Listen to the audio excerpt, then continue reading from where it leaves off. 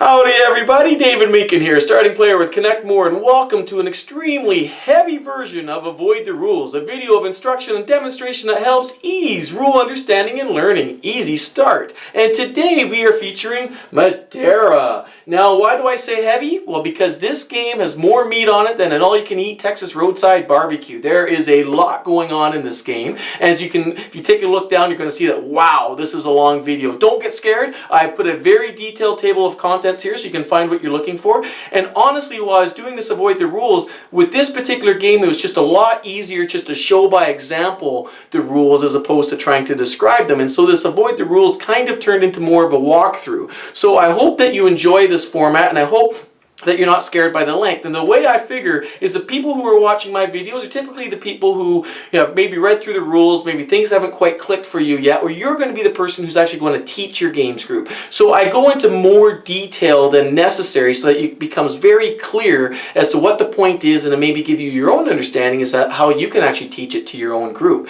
So with that being said, don't be frightened. I think that you could actually teach this game to your group in about anywhere between 30 to 45 minutes, because a lot of it can actually be done while you're playing. But what makes this game overly intimidating, and I think that people are rating this game maybe a little more heavier, is commenting that it's more heavier than maybe it deserves. And I think the reason for that is because the game is very intimidating. And I'm going to talk about this more in my final thoughts, but there's not a lot of white space in this game. If you read through the rules books, it's very dense. If you look at the board, it's very dense. There's not a lot of white space. And when I first started kind of writing some reviews, one of my friends, that's what he told me. He said, you know what, when you write the reviews, white space is as important as the text sometimes, to give people kind of a break and be able to break things down. And this game lacks that white space. If hopefully I'm clear on what that means. So I need to take some time and really condense it down so that when you're teaching it, that you can actually introduce that white space so that it takes away all of the complications. So without further ado, let's get started on this Avoid the Rules walkthrough version.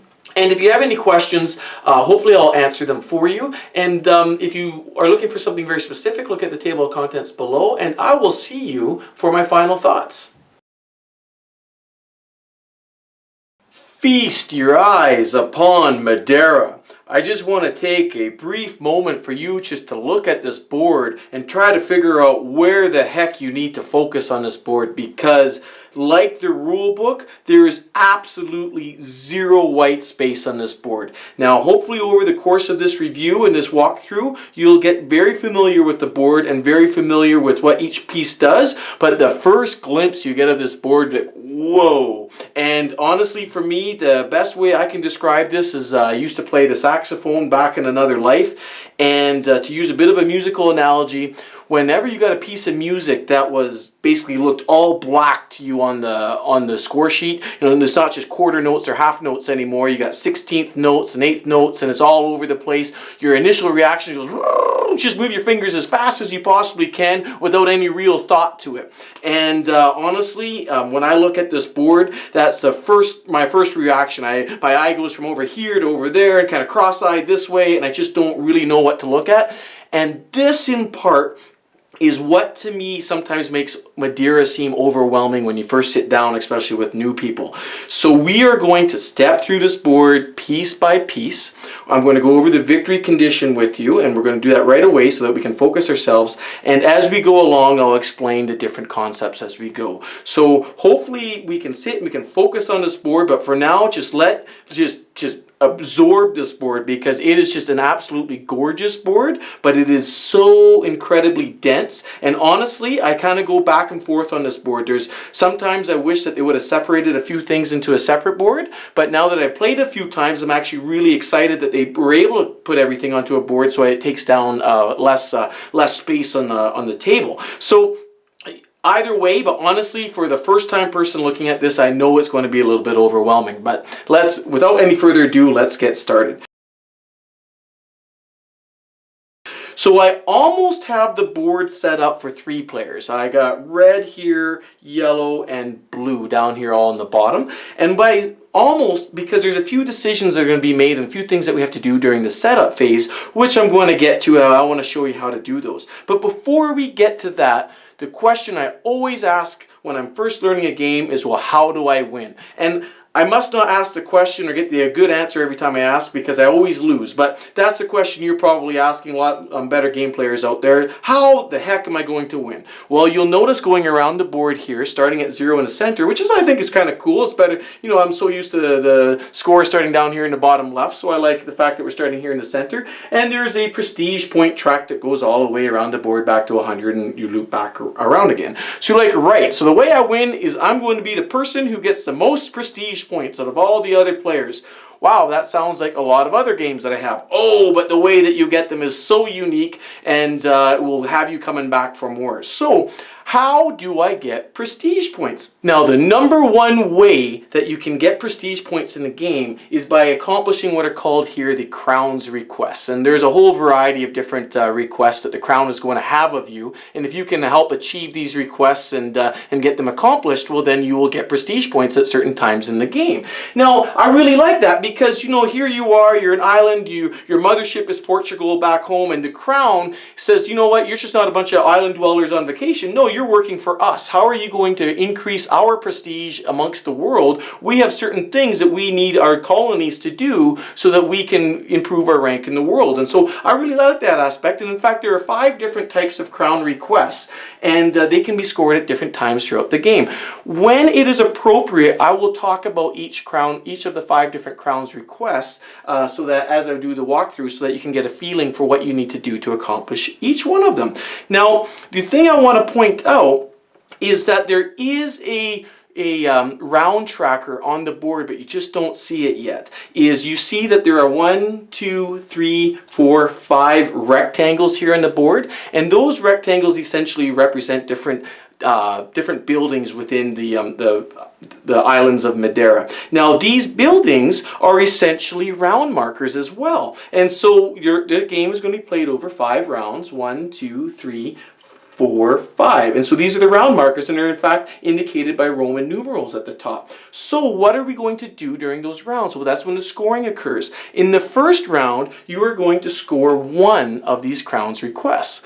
But in the second round, the crown has a request, but it's not actually something that's going to score you prestige points. No, instead, they're going to ask you to convert some of your farmland from wheat to sugar, because what the crown has recognized is internationally the demand for wheat has gone down, but we can make a sugar crop here where there's good money in sugar, so we're going to go tell our colonies, convert your wheat to sugar. So it is a request, but it's not an opportunity for you to actually score prestige points, but it's something to keep in mind, because you're always at the mercy of what the crown wants you to do. So either you're doing its requests in the form of these little missions here, or tablets here for prestige points, or you're going to be converting your farming style. So we're going to do that in round 2. We're going to convert wheat to sugar. Then in round 3, we're going to actually score 2 of these crowns requests. So now, you know, they're expecting more of us. You've been in the colony long enough. Let's see you do some extra work for us. So we're actually going to score 2 of these. So we're going to get more prestige points in round 3. But then in round 4, the crown has realized, you know what? The rest of the world is caught up with the sugar market. There's not great profits in sugar anymore. No, the heck with it. We are going to be known for our wine. Madeira wine is the new thing for us. So they realize that there's a taste for Madeira wine. People want it. This is a new export. So the heck with sugar. We're going to take some of these sugar fields and we're going to convert them into grape fields, because that's where the money is. So we're going to do that conversion in round 4. So again, that's a crown's request, but we're not going to get any prestige points for it. Then finally, in the 5th and final round, we want our citizens of this colony to show us their worth, show us their value. You must complete 3 of these crowns requests for us at the end of the game. And so in doing so, throughout the game, you're actually going to finish 1 plus 2 plus 3. You're going to finish 6 crowns requests, and those 6 requests are going to earn you prestige points all along the way.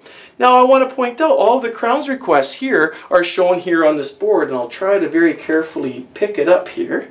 So here's the board in which all the crowns requests are stored, and for this board is player number specific. So again, we have 3 players playing, so there are 3 rows, and there's always going to be the same number of rows as players playing. And I want to point out that all the crowns requests here are indicated here. There's 5 in each row. But now the astute observer might say, well, wait a second. If you have to complete 6 of these crowns requests, well, 6 times 3 is 18. I only see 15 on the board. Where are the other 3 crowns requests going to come from? Well, that's a great question. What happens is at the very beginning of the game, there are 4 of these crowns requests. And you'll notice that there are 4 unique ones. And I said that there's 5 in the game. The one that's not part of the starting hand is this one here, which is I'll explain a little bit later. Whoops, there we go. So what's going to happen is you take these and you just kind of shuffle them up in your hand, and then you go, okay, and you deal 1 out to each player completely randomly. So I'll go, here's red, here's yellow, here's blue. And then in a 4-player game, you'd use all 4 of these, but in any other game, you just trash this one out of the game. So that goes out of the game. And then what you do is each one of these players flips them over. And for the starting crowns request, you see that there is, in fact, a bunch of crowns on the back. Well, the person who gets the crowns request with the most crowns on the back, well, that's the most prestigious. There's more crowns and jewelry associated with it. Well, not really, but it's just a way of telling starting player. So if you have the most crowns, you are the starting player. And so you see blue had the most crowns, followed by yellow with 2, and then red with 1. So what we're going to do is we're going to take this little disc here, and I'm going to put it over here in what's referred to as the passing column on this side of this board. So I just put it up, and you see basically this in Roman numerals 1, 2, 3, 4. So we're going to, in player order, just organize ourselves as such. So that's the first thing we're going to do, and then now we keep this crowns request in our player area. So now you see we actually have a total of 18 crowns requests on the board. Each player is going to score 3, so there's absolutely nothing to be wasted. You can get them throughout the game. I'm going to explain how you're going to get them, because essentially you're going to get 1 at the beginning of each round, and so that means with 5 rounds you're going to get 5 through here plus your starting crowns request, and that makes a total of 6. Great! Now we know how we're going to get the majority of our points. But I need to point out that although that's a way you can get the majority of your points, there is also a way that you can actually lose those hard-earned points. You can sit here and be doing all of these crowns requests and working really hard for the Crown of Portugal, but at the end of the game, that just might not be enough. So bear with me here for a second, and I'm going to just take a little diversion and remind everybody here of this beautiful game here, Ticket to Ride. It can be any version you want. Now, what is Ticket to Ride doing? What is it doing in a Madeira video? This is outrage. I demand you start over. No, bear with me here, because I want to relate a mechanic and a scoring mechanism in Ticket to Ride that's very similar in mindset and feeling as Madeira. Because in Ticket to Ride, we all are very familiar here with these destination cards that you get in Ticket to Ride. Now, the destination cards in Ticket to Ride can either really help you or be completely detrimental. And what that means is, for all of you that are very familiar with Ticket to Ride, is there is a value associated with each destination card, and so that gives you a goal throughout the game. But if at the very end of the game you have not achieved, matching this destination, well, then this is actually negative points to you, and so that's really, really bad. But the thing is about this is that throughout the game, if you're holding onto this destination cards, there may be things that work against you, but it's not such a big deal, because right, I can manage that, I can still work around that, so-and-so got in my way, but I'll just take another way around. I can handle that. It's not the end of the world, but it does give you a few things to kind of work around. Well, in a very similar fashion, in Madeira, there are opportunities here where you actually get pirate tokens. And I really like this, because Madeira, the island, especially back in the day, it was along a lot of the pirate routes, and so from what I understand is Madeira was actually only ever attacked once by pirates, and I think it was the smaller island there. But you always have to be on watch. You have to be vigilant of pirates, and I'll explain that a little bit later in the game there with the City Watch over there. But what's really cool is these pirate tokens are things that you're going to get throughout the game that actually are going to penalize you, and during the game that's not really such a big deal, because you go, okay, fine, I got some pirate tokens. There are opportunities in the game to actually get them back, get them out of your hand again, and so you're going to take them, if you're in a pinch and you need to accomplish something, or you haven't quite got all the resources you need, well, then you're going to be penalized with pirate tokens. but you have an opportunity to get them back. Just like in Ticket to Ride, somebody gets in your way, but as the game goes on, you might have an opportunity to circumnavigate them and everything will be okay. But if at the end of the game you haven't sorted it out and you're still left with a big mitt full of these pirate tokens, or like in Ticket to Ride, you're still left with a destination card that hasn't come to fruition for you, well then you're going to be get negative points. And so this is pretty cool. And the thing I like about Madeira is the negative points you get from the pirate tokens is not a direct correlation to the actual number of pirate tokens you have. And the pirate tokens, they all have different denominations on them, so you just treat them like money. If it tells you to get a pirate, well then that's actually 3 pirates, although it's printed on 1 token, and that's 12, etc. So then there's some with 1. So what you would do is the person at the very end of the game who has the most pirate tokens gets minus 16 points. Like, that is just absolutely huge. And what I have here is there's a little player aid that comes here with Madeira, and at the very, very bottom, which would represent the back of the game, here it shows the little pirate token. So the person who has the most pirates is minus 16 points. The second most pirates is minus 8, third most minus 4, and fourth most, or the least, minus 2. If you have 0 pirate tokens in your hand, then you get 0 regardless of where you are on that hand.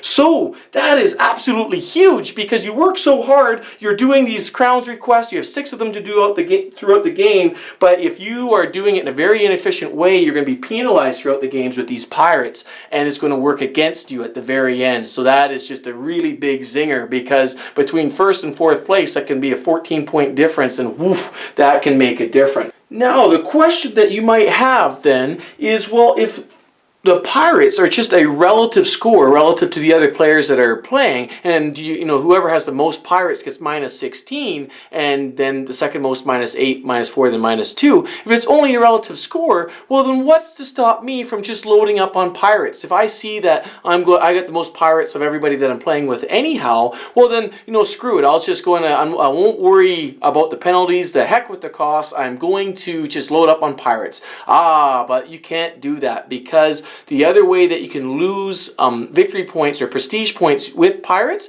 is that should you have 21 or higher, so anything greater than 20, so even 21 or higher, you get minus 1 prestige point for every pirate that you have of a value 21 or higher. So your 21st pirate is minus 1 prestige point, 22 you're at minus 2, and so on and so forth. So you can get so many pirates, and then if you get beyond that limit of 21 pirates, then you get additional negative prestige points for that. So you cannot use the starvation tactic for this, and that's built into the actual scoring as well. So keep that in mind.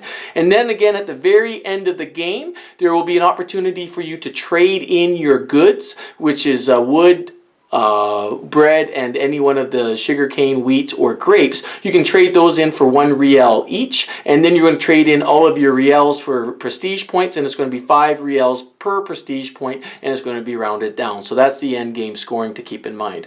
So now you have a good feeling for the ways that you're going to get points, which again will be by scoring your crown request in round 1, round 3, and round 5. And then again at the very end of the game is you're going to score, you're going to convert things to money, convert money to prestige points, and you're also going to start getting negative points if you have pirates, and it might really add up on you if you have a ton of pirates. So you got to keep that in mind. You can't just use the starvation technique. Now throughout the game there are other opportunities to grab victory points here and there through different actions that you do. I'll be sure to point those out as we go along, but it's easier for me to just show that as we do the walkthrough, so you can see exactly when and where you can do that.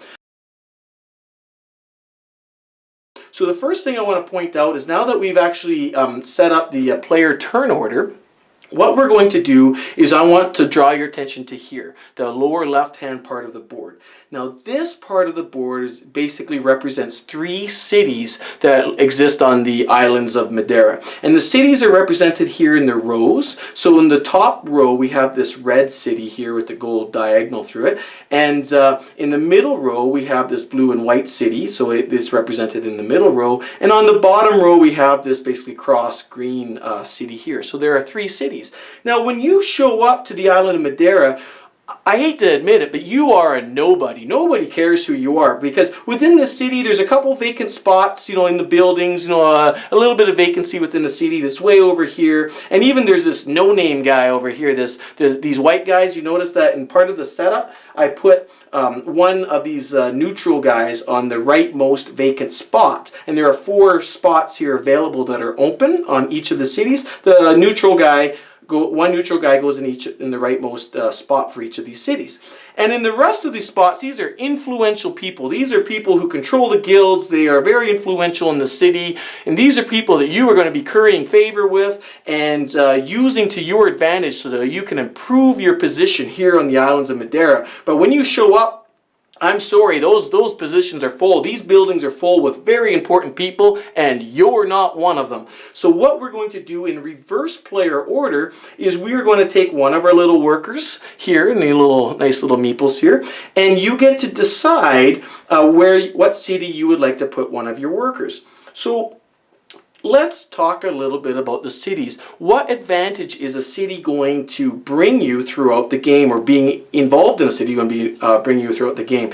And this is the first time where we can actually talk about one of the Crown's requests. And it's this request right here. And what you'll notice here is on the Crown's request, you see that there's an emblem of each one of the cities. We got the red, the blue and white, and the green one, and there's a little number saying 1 next to it. What this means is during one of the rounds where you actually have to score a Crown's request, and remember that's round 1, 3, or 5, is you get to pick one and only one of these cities where you can actually score victory points from. And here on the furthermost right-hand column, there are basically a value associated with each one of these cities and the victory points that they're worth. So the first city, if you have a clear majority, you're going to get 10 victory points. But if you only have a presence, you'll get 7. On the second city, if you have a clear majority, you'll get 12 victory points, or prestige points, pardon me. Or if you have a presence, you only get 6. And on the lowermost city, this seems to be the most prestigious city, you will score 15 victory points if you have a majority, or if you only have a presence, you'll get 5 prestige points. So being in here, getting your workers in here, will earn you victory points should you have one of the Crown's requests that requires it. Now remember, if you don't have a Crown's request exactly like this, you will never have the opportunity to actually score those prestige points. So if you don't have this, if you're not going after these types of Crown's requests, well then don't worry about it. But you should worry about it because there's a second benefit associated with each city. Each city also allows you to generate goods, and I'll explain exactly how that's going to work, but by having a presence within the top city, it'll help you generate bread. By having a presence in the middle city is going to help you generate money or reals. And having a presence in the bottom city is going to help you generate wood. So there's two things to consider here. Do I want to be in the city to work towards one of the Crown's favors, or do I also need to be in the city to be able to actually generate some goods so I can work towards maybe some other Crown favor that I have, but here's a way for me to actually generate some goods. And the way that this works is it's quite simple. It's going to be a majority thing. So if I put my worker here, so again, we're in the startup phase. Everybody in reverse turn order gets to put 1 worker. So by putting a worker here, I'm saying, right, I am going to start working on perhaps this city. Now the thing to consider is whenever there's a tie break, so here we have 1 neutral worker, and he counts as essentially another player, a ghost player if you will, and we have a red player here. So what happens here is we both have 1 person each, or with the neutral person. Ties are always broken by the meeple who is furthest to the right. So here the neutral person would actually win the tie. See, I told you you're a nobody. Even when you walk into town, the no-name guy, the ghost player, even has more prestige of you in the town. So if you were to even score this one at the top, you would have lost the actual majority. You'd only score for having a presence because you actually do have a guy there, and you'd get the lesser number there. So yeah, it's you really are nothing. You got to really work. You're new in the colony. Let's see what you can do. Let's have a little talk about what these neutral guys have. One game I want to point out, and again this one may or may not be familiar, is Las Vegas. I'm going to just take another quick digression here. Now the thing about Las Vegas, for those of you that are familiar with playing it, if you're not playing with the full complement of people, generally, you're trying to get majorities of casinos, and you have your colored dice, and you also have white neutral dice that you get to control, and everybody has them. And so throughout the game, you're actually able to use these dice to try to, you know, sabotage other people, or maybe to your benefits, because then I won't get into the actual rules of these, but these dice can be used by you at opportune times, even though they're actually a neutral dice and they represent third party. And again, you're trying to get majorities more or less with your dice on 6 different casinos. Well, if you're familiar with this mechanic, well, then you'll be extremely familiar with this mechanic then, because there will be opportunities for you to actually manipulate these neutral guys throughout the game to either benefit you or to take away some benefit of somebody else. So even though they're neutral, you have an opportunity to change them around a little bit. So keep that in mind. So again, going back, so the red, he decides he's going to go after some, well, actually, let's take a look. The red, actually, he got this crown favor here, or crown's request, and his is quite simply, he can exchange reals for victory points on a 1-to-1 ratio up to a maximum of 15, and that was his starting tile that he got. So he might be looking at this going, hey, you know what, I might be able to, you know, generate some income right away and get after these prestige points. So when he looks at this, he's got first dibs. Maybe he wants to get down into this part of the city that's going to generate some income for him, should he choose to take that action to do so. But you need to have a worker there at least to have that opportunity. So he's like, okay, right, I'll go there. And then going in, again in reverse turn order, we got yellow. So yellow will take one of his meeples, and he's got this crown request, which I'll explain later when we actually get into it. But he looks at this and goes, you know what, I'm not that bothered. I need to get some wood. And pardon me, I'm going to get the loaf. And then blue, being the starting player, he gets to choose last. And again, he could go in any one of these cities, but just, you know, maybe later he has his eye on actually scoring the biggest victory point for having majority here. He's going to go to here just to kind of stay out of everybody's way. So that's a part of the setup. Every player in reverse turn order gets to place one of their meeples. So in a 4-player game, the starting player would be obliged to, well, at least one person would be obliged to start 2 people deep. So that's the city. And again, just to recap, there are 3 cities in each of these rows, and each city can generate prestige points at the appropriate times, only if you have this, there we go, crown request to score. But throughout the game, there will actually be resources that the cities will score for you as well. Now you'll notice that you got these guys here lined up in columns, and there's a little value placed basically on wood here. So this column is value 2 wood, this is value 3 wood, value 4 wood, and value 5 wood. Now these people, they're the important people in the city, and these are people that you are going to try to curry favor with throughout the game. And they all basically belong to the 4 different guilds of Madeira, which are represented here by these shields. So in order to get these players, there's going to be actions that are going to allow you to come here and actually buy any one of these important people, and they'll have a certain benefit associated with them that you can take advantage of.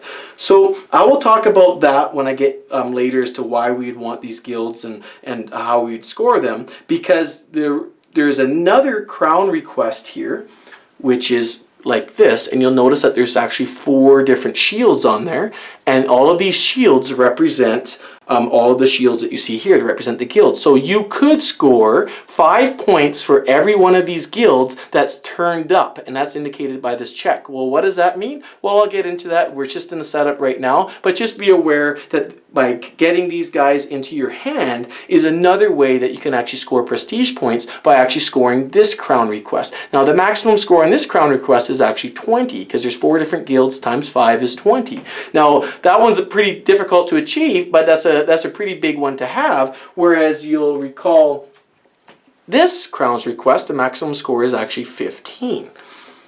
And if we go to the city crown request, which I pointed out earlier for the setup, the maximum score that you can get for a majority in any one of these cities is this bottommost city, which is actually a value of 15 as well. So kind of keep that in mind. The maximum score for a lot of these crown's requests is around 15 plus or minus. So that's the city. And so now what we've done is we've all got a guy in the city. Now let's take a look at probably what has captured some of your attention even before I started talking about it. There are 2 islands of Madeira. There's this smaller island up here, and then there's this larger island right here, these green spaces.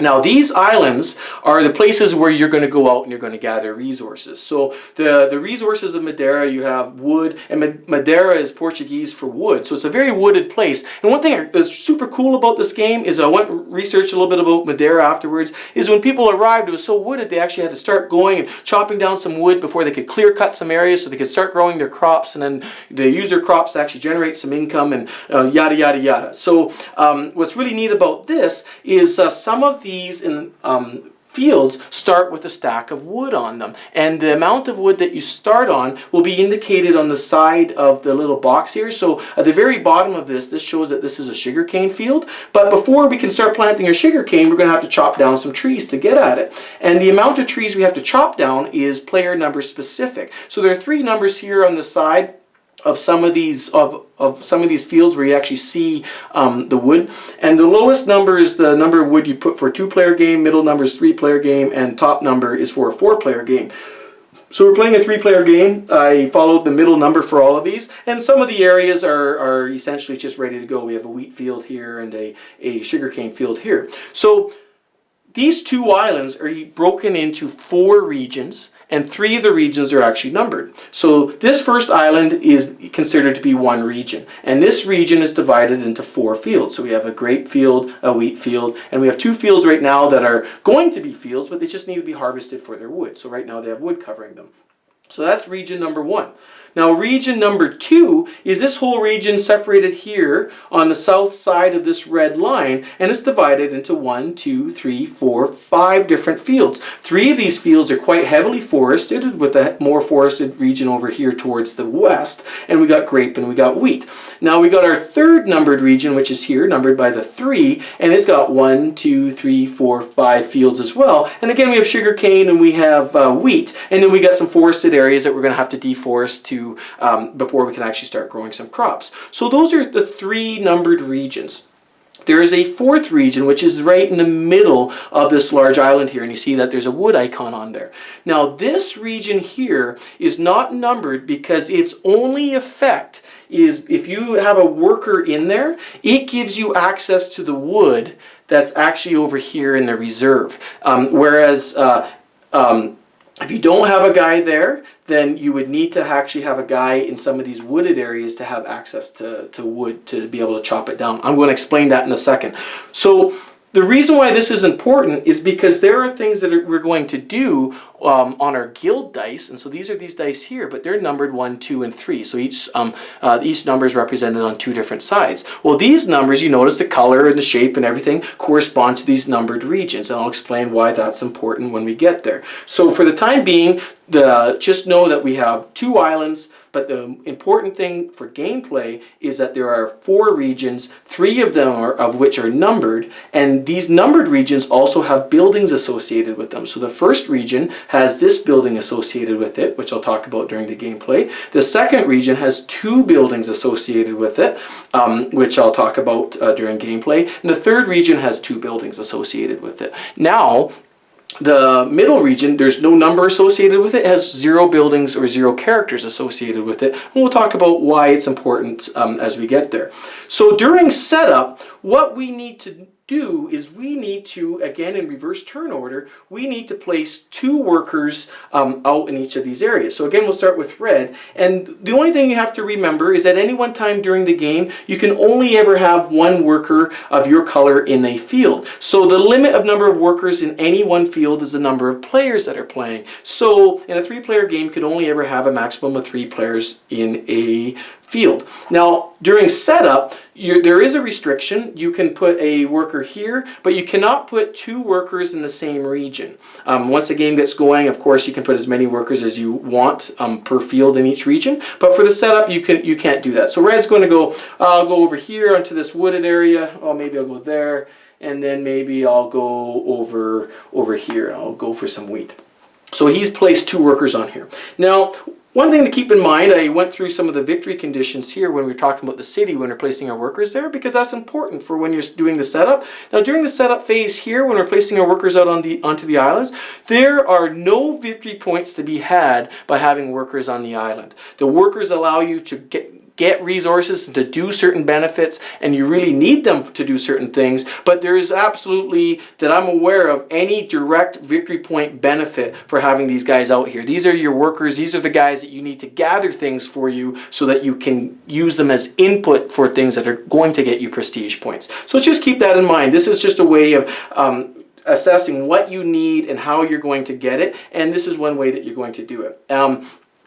The workers that you place here as well are going to impact the benefits you get when you actually activate both the character and the buildings in these regions, but we'll get there. But for the time being, don't get too stressed out about it. So we'll just go yellow here, and yellow will go here, and then blue, again going in reverse turn order, he will go, what the heck, I will take some sugar cane, and I think I'm going to need some wood, so I would love to go here, but I can't because I'm already in region 3, so I'll pop over here, and that way this guy's actually in region 2, so that's a legitimate first play. So there we have it. We did that, and now we got the board set up. Some things that I already set up before I cared about the player turn order was up here in this little box here. We have what's referred to as the City Watch. Now the City Watch is another place where you can actually get victory points throughout the game, and the victory points available here are available at the end of every single of the 5 rounds. And what's going to happen here is, again, this will be a majority area majority thing. If you have the most workers here during the cleanup phase or the maintenance phase of the round, then you can make a choice to actually take one of these workers back into your home area, and you'll get 4 prestige points for doing that. So that's another way that you can actually score some prestige points throughout the game. But in doing so, you may give up your majority for the next round. The thing I want to point out too is with placing your workers out on the board, you don't get them back. Once you put workers out onto the board, they stay out there. There's a lot of different actions for you to move them around. You can move them from cities out into the fields and vice versa. You can move them from fields in the cities. You can move them within the city. You can move them into the City Watch, but they're there. And why that's important is at the end of every round, you're going to have to feed these guys. They're hungry. They're working hard for you. They're working hard for the crown. You're going to have to feed these guys. But the one exception is this here in the City Watch. If you are able to get majority in the City Watch, you can actually score your victory points, and actually that's a way of taking your guy off the board and back into your reserve, and that's one way that you have to do it. But it's not simple because you'd have to get majority there first, and in doing so you get 4 victory points. So that's pretty cool, but everyone's going to start off with 2 workers up here in the City Watch. There's other benefits for having workers up there as well during the gameplay. They don't have a prestige point benefit as I described, but they'll actually be able to help you achieve certain things, and we'll talk about that when we get there. So now we have the game set up. There's one thing I forgot to do was each of these players started with a certain number of resources. You start with 4 bread, a grape, a sugar cane, a wheat, and a wood. And also every player starts with 5 reals. But if you're the starting player, you get an additional 2 reals added to your bank. If you are the second player, you get an additional 3 reals added to your bank. And if you're the last player, you will get an additional 4 reals added to your bank. So that's another thing that's going to change for the setup. So there we are. We are ready to play. And I'm going to point out just a few other things as we go along, because I don't want you to just get lost in the details of this board. We're just going to focus on one thing at a time. I have not talked about this. I have not talked about this. So this here's the domestic market. Here's our foreign colonies. I have not talked about the windmill, and I have not talked about this little chart up here, nor have I talked about the wood chart up here. Don't worry, we're going to get there. So let's get started. So if you have one of these handy dandy sheets, I always like to try to familiarize myself when I'm reading the rules with the actual player aid that it came with, so that it actually makes sense when I sit down to actually play the game. Now, the game is actually broken in different phases, A, B, C, D, and E, and this is the terminology that's used throughout the game. So now that we're set up and we're ready to start round 1, we are going to go into phase A. So the first thing it shows here, it looks like a little driver's license. It looks like a little driver's license, like you're about to get ID'd here in Madeira. You know, you're going to drink some wine, let's see the driver's license. Well, in fact, these are your different characters.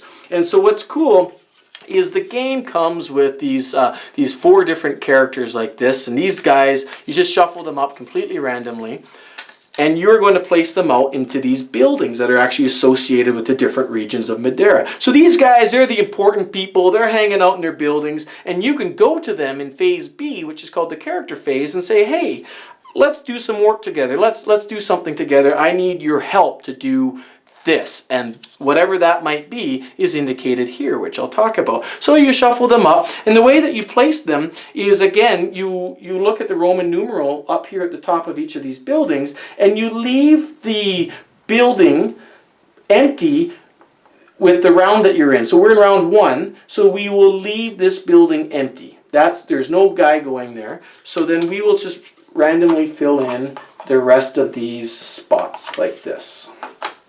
So now these buildings are occupied with these workers. And we will do this every round, which is really neat because it's always going to change where these guys are, where they hang out.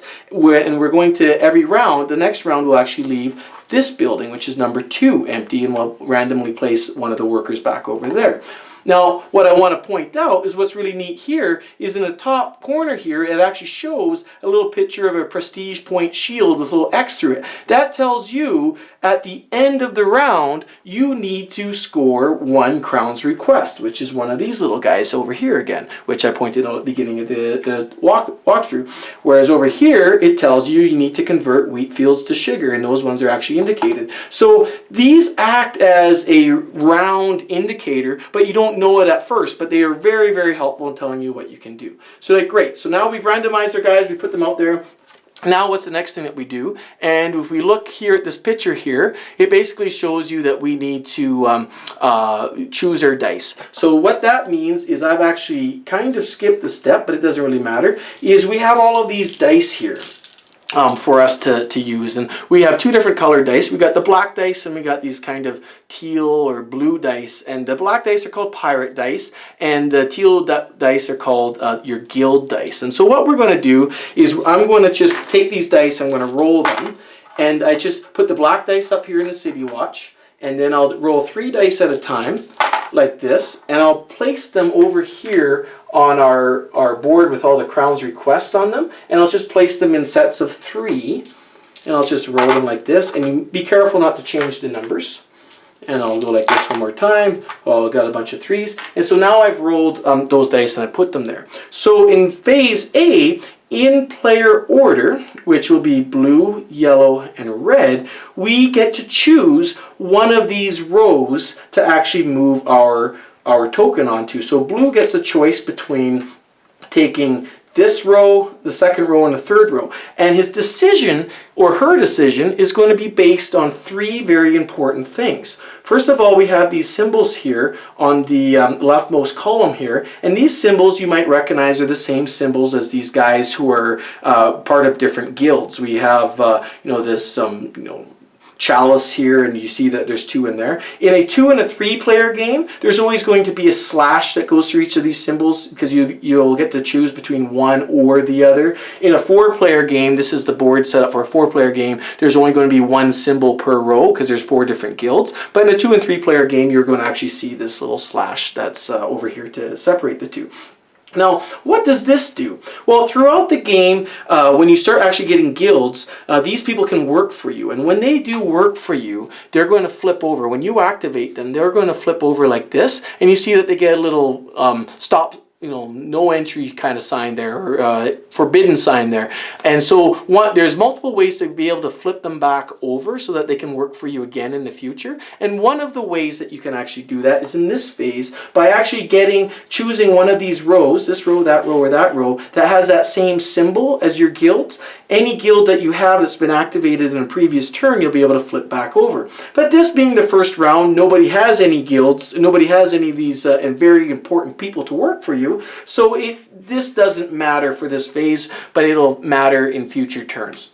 But what does matter is we actually have these 3 dice that are rolled. Now, what's significant about these dice? Well, these dice, you again remember, these are the same numbers as the different regions that are throughout Madeira. Now, if you want to go, and this is going to be phase B, where we're going to actually go and we're going to ask these individuals, hey, can I please work for you? Can we please do something together? I would like to be able to take, use your expertise and accomplish something with you. But in order to do that, you're going to have to come to the table with a numbered dice that is equal to or greater than the number of the region that these guys are working in. So for example, if I want to go and take this guy's benefit, then I would a die with a 1 on it would be sufficient. So essentially what these are influence dice. These are dice that you're going to use to go and influence these people to be able to get things done. But the people in these lofty, region 3, they're sitting up on high. They need a lot of influence for you to be able to go and work with them. So that's why you're going to want to take a look at these dice. Obviously, the higher the better. This number of all 3s, it'll get you into any one of these buildings without any extra payment. The extra payment, should you be short, for example, say you wanted to come and talk to one of these guys and you only had a 1, the extra payment per number that you're missing, the difference between the number of the region and the number on your guild die, is going to be one bread. So then you just pay them 1 extra bread. Say, take this home to the wife. I've made it special. It's special for you. Christmas, raisins, whatever you want in there. You can take that home. He's like, okay, you can come and I will help you out. So that's the importance of the dice. Now, I hope it's clear now that the importance of these rows is this is where all of the crowns requests are. So each round, whichever row that you choose, you'll take the dice and you'll take 1 crowns request. So then over the course of the 5 rounds, all of these crowns requests will disappear off the board. So now Blue has an interesting decision. He goes, right, I'm trying to get some money. What can I do to get some money? Or maybe I want to go for something a little bit different. And he looks, he's like, well, look at this. This city was left open for me. I'm down here. This might be, and in the first round, you definitely want to attack your crowns request. And so he goes, this might be a good opportunity for me to sneak in and get these 15 prestige points because it might not take that much effort to do that. So he goes over and he looks at this board and he goes, right, there is this row here that I can take. I can actually take this crowns request, which will allow me to score a city. That might be pretty good, but I don't really like the dice. They're okay. But then he looks down here and he goes, wow, look at this. There's 2 opportunities to score a city here. Maybe if I take this, it'll discourage somebody from taking it. Plus I got 3 dice all with a 3 on them. Fantastic. I'm going to take that. So he puts his marker there and then he takes the 3 dice and he takes them back into his hand. Now, one thing that I really like about this game is they provided you with these little square action markers, they're called. And so what you do is, just to keep things straight, it's always nice just to put your dice right on top of each one of those action markers because you're going to use those later in phase B. And it's a good way to keep track of moving things. So you're like, great. So Blue has done that, and then Yellow goes, okay, I'm supposed to go out and get this crowns request, which I'll tell you about in a future time. He goes, maybe I'll just go for some. It doesn't really matter to me. I'm going to go over here. I'm going to take these dice. I like that 3. So he takes those, puts them on top of his action marker. Whoops. And then he goes, right, which one of these do I want to take? Now, one thing I want to point out is, you might say, oh, why don't you take this one, even though we haven't talked about it? Well, maybe by having 2 of the same crowns requests, when it gets an opportunity to actually score 2 or more crowns requests, either in round 3 or 5, well, then maybe I can just double up and it'll be no problem. Wrong, you can't do that. If you are going to score 2 of the same crowns requests, you cannot duplicate the resources required for both of those the requests. So whatever you use to accomplish this crowns request, you must use different resources to accomplish this one if you're going to score them in the first round. So sorry, there is no doubling up like that. That is not allowed. But he looks at this, he goes, you know what, maybe I'm going to go, I kind of like this one. This guild one is going to score really big. If I get it early in the game, it might prevent somebody else from getting it, and maybe it's something I can work towards. So he goes, right, I'm going to take this one and I'm going to put it into my hand. So he does that. And then we got the red guy. He doesn't have a choice. He must go here. Whoops, I screwed this up. Sorry about that. The blue should be over there. And then we got the red. He goes here. And he puts his dice on his action markers like so. And we are good to go. So we have that. And the red is going to go right. I'm going to take, and the blue, I forgot to take this. The blue did take this guy here, which I said I would take. So he takes that. Sorry about that. And the red guy, he goes, he looks over at yellow. He goes, I see you got some of those guilds. I'm not too interested. I'm going after some money here. Maybe I'll try to get some money, because one way to generate money is down here in this markets here, so maybe I can kind of double up and kind of work some synergies there. So he's like, I'm going to take that.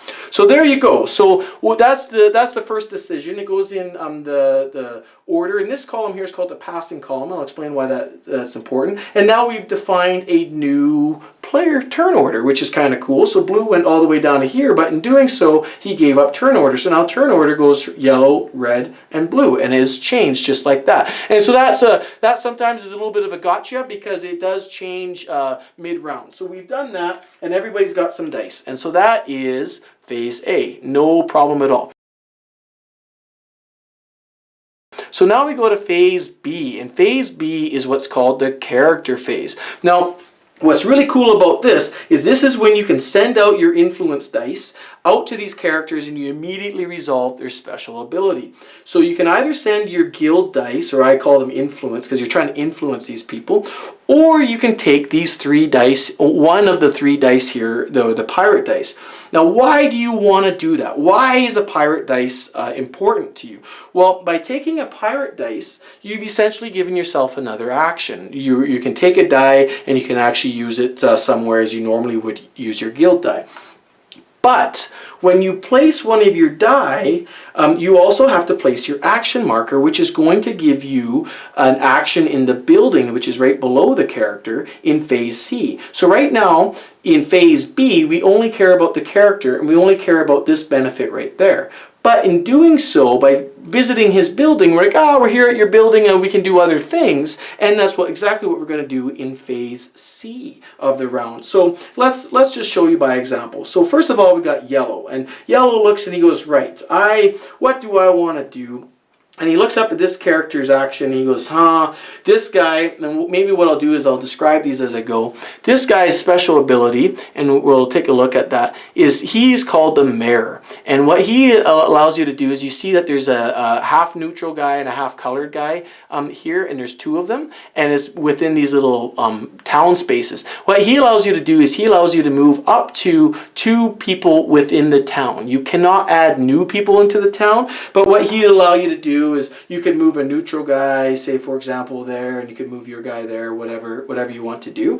You can't swap. You cannot swap positions. You'd have to move one guy and then move another guy. You can't move them simultaneously. So that's what he allows you to do. He allows you to move up to two of these guys as long as there's an empty space there. And yellow looks at this. He goes, there's not much going on in the city. I'm not really interested. Now, in addition to allowing you to move 2 of these guys within the cities themselves, for example, from one city to another, there would be two separate moves, because again, you're not allowed to swap. The Mayor also is the opportunity for you to actually able to take the resources from the cities. So again, this top city allows you to take bread, the middle city allows you to take reals, and the bottom city allows you to take wood.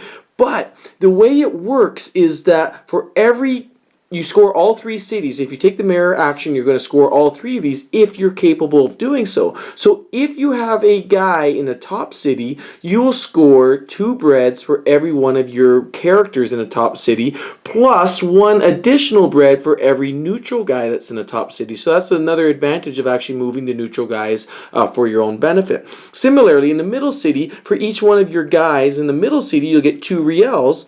But for every neutral guy, you also get 1 real, and then on the bottom it's for wood. 2 woods for each one of your guys and 1 wood for each neutral guy. Now, one thing I want to point out is you'll only score the neutral guy if you also have one of your own guys within the city. So then it's a pretty cool way when you use the Mayor. Not only do you actually get to start moving guys around either your color or the neutral color, you're not allowed to touch the other guy's colors, but you're also, that's the opportunity that actually allows you to score these different resources in each of these cities. So you would score each one of these cities, and if you have enough guys in here, you might in fact score all 3 cities, but you only score the cities in which that you have one of your workers, and then then you also take into account the neutral workers with their added benefit as well. So this is just another one of these great examples of the duplicity of Madeira, how the city can work for the victory points, the prestige points, and also how you're able to score these different resources. And these resources are scored through the mayor action. Every one of these characters, on the bottom of them, you see that they actually have 4 of these resources here. They got sugarcane, grapes, wheat, and wood. Each and every one of these characters has this same icons on the bottom. And what that means is you could go visit him and say, you know what, I'm here, I don't need any of these benefits indicated by here, but I would like to harvest. And so what you would do if you were to go here, and the way you would do it is I put a number 3 dice, or number 3 die, because it's I have to because I'm in region 3, and I take my action marker and I put it in the building. Basically, it's like you're paying for parking, really. But you put that there, and that's going to be used later for when we resolve the building action. But again, right now we only care about that. And you would say, right, I'm going to use this, and I'm going to harvest. And by harvesting, I get to take one of the resources wherever I have a worker in one of the fields. So since yellow only has a worker here, and wood is still in the field, he would basically just harvest 1 wood and return it back to his play area. But then yellow looks at that, he goes, well, that's not very exciting. I don't have very many workers there. I don't really want to do that. And in addition, is whatever worker or whatever building is empty during that round, and this is the empty building during round 1, if you can put a guy there, and his benefit will only let you harvest, but the advantage of using the empty building to harvest is you harvest as you normally would, then you get to choose 1 additional field that you're on and harvest it a second time. So you don't get to do a full complete re-harvest. You would harvest everything as normal, suppose you had other players in there, and then you'd pick 1 field and harvest it a second time. And that's going to be true for the empty building anytime. So the next round, in round 2, when this guy's empty, you could harvest here and you would get that special benefit round 3 there, 4 and 5. But yellow looks at, so if yellow were to go and harvest, it'd be better to go here because you'd be able to harvest 2 wood right away. And then he looks at that and says, oh, that's kind of exciting because there's only 2 wood on my field. By doing that, then I can get into the sugarcane right away. Oh, maybe I'll do that. So that's an interesting decision. But let's look at some of the other decisions that he has, because he also has a couple of these other die that he can use. Let's jump to this guy. Now this guy, his special privilege is that he allows you to add 2 workers into the field space. Now these 2 workers can come from anywhere except the city watch, but it can come from anywhere. It can come from your hand, it can be moved from the city, it can be moved from different colonies, it can come from anywhere. But this is a way that you can kind of add more people to be able to harvest for you, be able to work for you and get things done. And it's also going to make a difference when it comes time to doing building actions, which I'll of course get to. So then yellow looks at that, he's like, right, I'm going to go after that one. That one looks really good. So he could use his 2 die to go in there and place something in there. And he actually, he looks at this and he will, because the neat thing about this, and this is when people say, oh man, this is such a brain burner. The mechanics are dead simple. All we're doing is comparing numbers on dice and adding them.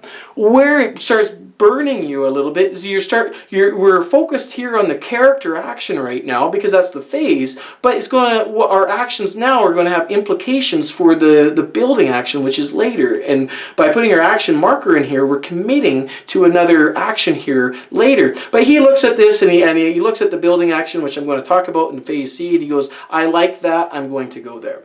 So now it's Red's turn. And so Red, he looks at these decisions. He goes, well, I'm really trying to generate some money here. And again, I'm not playing this game for an optimal position or anything like this, but he just wants to get in there and do a few things too. He wants money, but he also wants to get some boats. Let's talk a little bit about this crown request now that we're at Red, and we can discuss what he does. So what you see here is you got a picture of 3 boats and you have a picture of a little treasure chest on there. So let's go find where that icon exists on the board. And that icon exists in these 3 different markets here on the bottom right hand corner of the board. Here you see the treasure chest right there.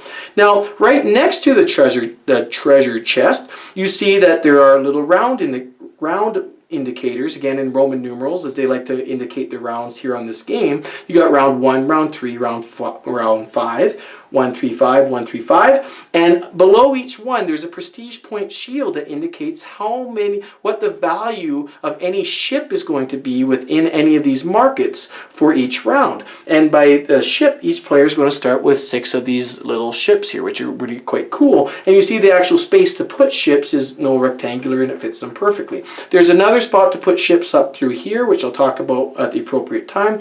But for now, we're talking about this domestic market. Now, the domestic market is quite neat because this is where you go to earn money. And the way it's going to work is that by putting a ship here, you must have the resources to land your ship there. If you don't show up here with at least 1 wheat, they say, hey, get out of our harbor. We have no space for you. Like, get out of here. You'll go back and float around until you actually get something of value before you take up some dock space. So you come in here and you simply just trade in 1 wheat and you get 3 reals back as a way to generate money.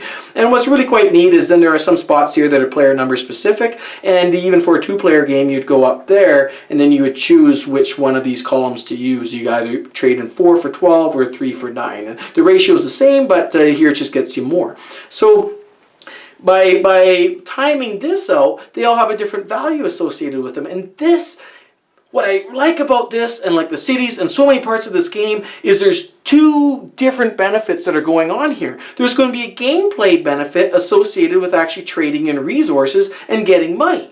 But there's also a victory point benefit or prestige point benefit should you have the appropriate crowns request. So managing when to put your ships in here, when you need the resources from these markets, or when you need to put your ships in here and maximize your victory points. Because here, for example, if we look at the wheat fields or the wheat market, in the first round, if we were to score this crown's request, you see we can score up to 3 boats. And these 3 boats can be in any one of these markets. It can all be in the same market. It just doesn't matter, but they have to be within these markets.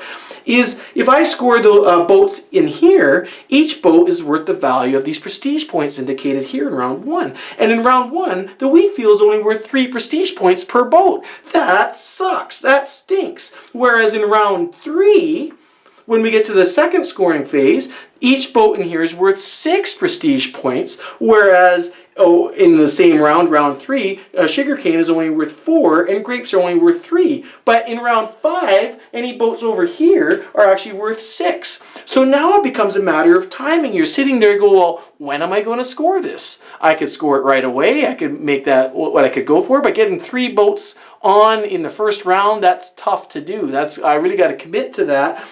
Maybe I should go for this right away, but I need to be able to maximize the number of coins. And this is one of these instances where it's going to benefit both ways, because by generating income, he can focus on taking the money and converting it straight for prestige points. So this is where the neurons start to sizzle a little bit, because mechanically it's just dead simple. You go, okay, right, that's all I need to do that. So maybe what we can do, you see, Red can start thinking about, right, I'm going to go for this one. This crown's request is basically, the crown is happy that I am loaded. Like, what crown wouldn't be happy about that? And so, because they're probably taxing the heck out of me. He's paying for all these other guys to lounge around. So he's going to say, right, I'm going to try to maximize my cash. And by doing that, I can go down into this domestic market and I can start getting some cash by trading in some goods. And then that's going to set me up for later rounds to actually score this. Yeah, so I hope that gives you a feeling for some of the decisions that go on here. So how do we get boats down here? And do I want to get a boat down right there, or do I want to get some resources first? I do start with some of these resources, but maybe I want to maximize it up a little bit. Maybe I want to, get some extra stuff. To get extra stuff, well, I'm going to have to go out and I'm going to have to do some harvesting. So maybe now is a good time for Red to get some more guys out here, maybe generate some more wheat. So like, wouldn't it be great if he could generate, 3 wheat right away and, cash in some big bucks? So he looks at that, he goes, well, where can I get some wheat? And so Red's already set himself up pretty good. He's going to get some wheat up there if he goes and harvests, but he would like to do a little bit more. So what Red is going to do, he needs to go and place a guy here in the Capitania area there, because he needs to add more guys into these areas as well. So what he's going to do is he's going to take a slightly different tactic. He doesn't care about this building down here. So he's going to go and he's going to take a pirate dice. So these pirate dice are available to everybody, and he's going to take one of these. He's going to take value 2, and he's going to also put it on this character here. But his penalty for doing that is he's kept all of his dice here. So he's effectively going to get an extra turn, which may not be to his benefit as well, which I'll explain later, because passing is a very important mechanic in this game as well. But he's going to take that, and by doing that, basically, he's, you know, these guys are susceptible to bribes from pirates, you know, to basically advance their own well-being, so they are kicked out of the city watch. We don't need your kind around here. So he's like, well, great, I'm going to get this guy back, and from a gameplay point of view, he's like, great, that's one less guy I need to feed. So he gets this guy back, and he puts the 2 on there, and now he has to make a decision, well, where am I going to put these guys? So he's going to put one guy, whoops, I got the boat there. So he's going to put one guy here, because he wants to get some more wheat. And he's going to put another guy, it may be difficult for him to get that wheat, he realizes now, but it doesn't really matter. He's going to put one guy here. Let's just do that for giggles. Right, so he's got the wheat, and so that's Red's turn. Now we go down to Blue's turn. So Blue goes, okay, right, he's got a few things that he needs to decide, and you recall that he's actually here's his 2 choices, and he's got to score 1 at the end of the round. He either can have a whole bunch of guilds, or he can have the majority in one of the cities, or even just a presence will score. But, you know, this early you want to get the majority. This is the one that he wants to do, because he's already set up in the city that's worth the most amount of points, and he goes, right, this is what I'm going to do. So then Blue, he goes, I need to get some guys into that city. In this building action, I'll get some guys into the city. And so he looks at that, he goes, I want to focus on this building action. I don't have any immediate benefit right now, but I need to get in on this building. And this is where it's also quite important, because each one of these characters can only be used so much during a round. And basically, the limit of dice that you're allowed to put on each one of these characters is the number of people playing. So here we're playing a 3-player game. This guy can only be used one more time before he says, enough already, I've worked enough for you guys, leave me alone. So Blue sees that, and he really needs this building benefit, and he doesn't care so much right now about this guy, but he really needs to get in here so he can kind of lock up his position here for getting majority in this highest counting city. So he goes, okay, I need to get in there. So Blue is going to, Blue is obliged to actually use one of his guild die, and he adds this here, and he puts his action marker there on top of yellow. Now, why is he obliged to use a guild die? He does not get change. He overpaid, doesn't really matter, but he's obliged to use that because regardless of the number of players, you are limited to only having 1 black or pirate die on any one of these characters. So the limits of your dice placement are the number of players. That's the number of die you can have, but you're always limited to a maximum of 1 pirate die. And then the other thing to remember again is this is the cost of your die to get in, and if you're short, you have to pay that with bread. So he goes, right, I'm going to go in here because I want to be involved in the next phase. And again, this is part of these decisions where you may not really care about certain things this round, but you care about it next round, and this is where having a knowledge of the game is really beneficial, because you're able to understand when and how you can do that and take advantage of it before you realize, like, it's too late, this game is killing me. And it shouldn't be killing you. It's you should just, if you're just aware of what you need to do, then you're good to go. So but Blue says, okay, right, my guys are over there, I need to get some guys out doing some work for me. So Blue, he doesn't really know what he wants to get quite yet. He's just focused on the city. But he's like, okay, well, I'll probably need some stuff, and I'm going to plump a guy here, and maybe I'll plump a guy here. And I'll show you why he's going to do that as well. Because what he's done now is he's added 3 workers into this region, and the importance of that is going to come apparent later.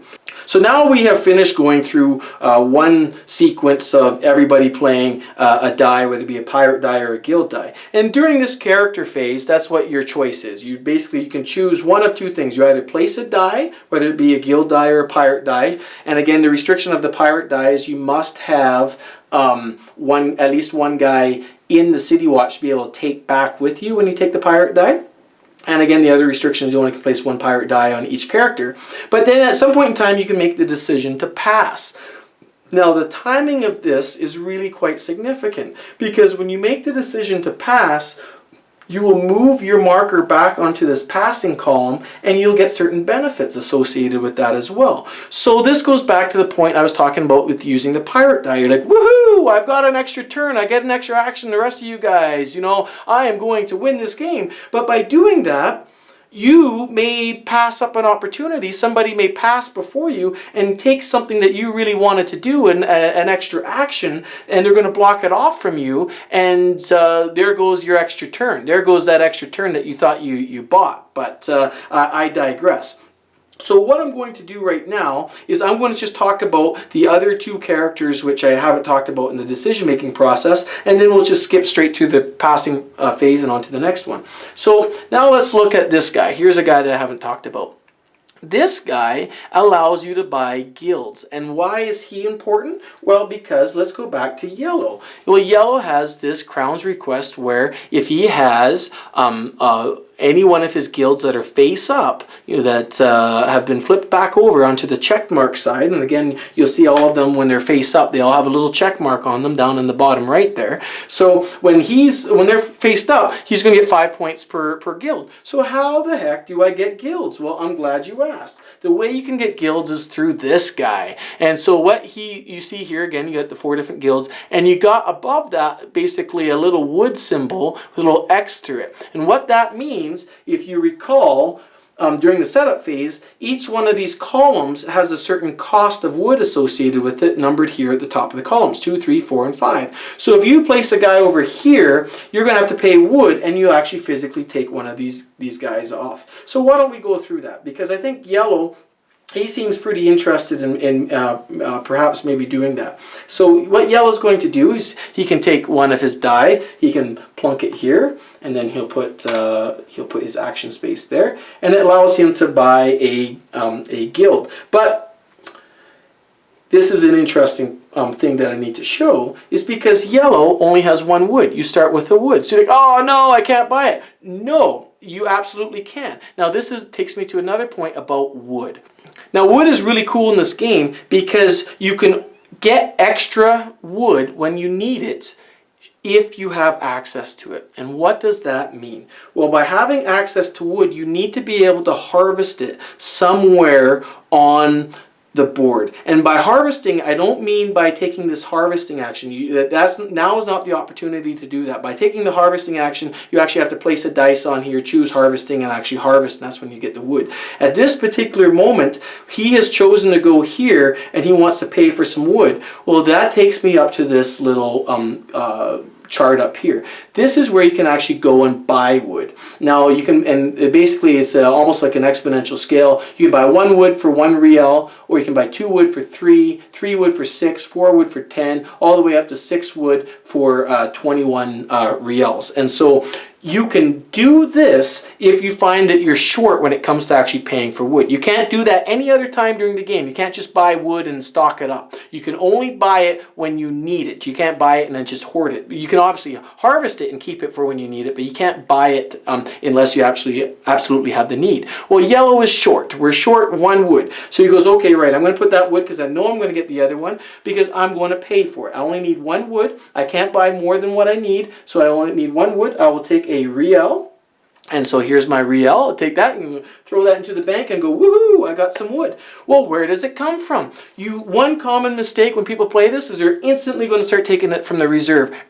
That's not what you do. Instead, you go to one of the fields where you have access to wood, and here yellow is actually on one of these fields that still has some wood on it. You take the wood off that field, and then you trade it in. And so that's where you actually would get the wood from. So now he's paid his 2 wood, and he can actually buy one of these guys. But I have access to 1 more wood. I could perhaps buy one of these guys that's worth 3. I really wasn't thinking about that too much. So let me think, did I really want an extra wood there? What the heck? Maybe what I'll do is I'll try to get...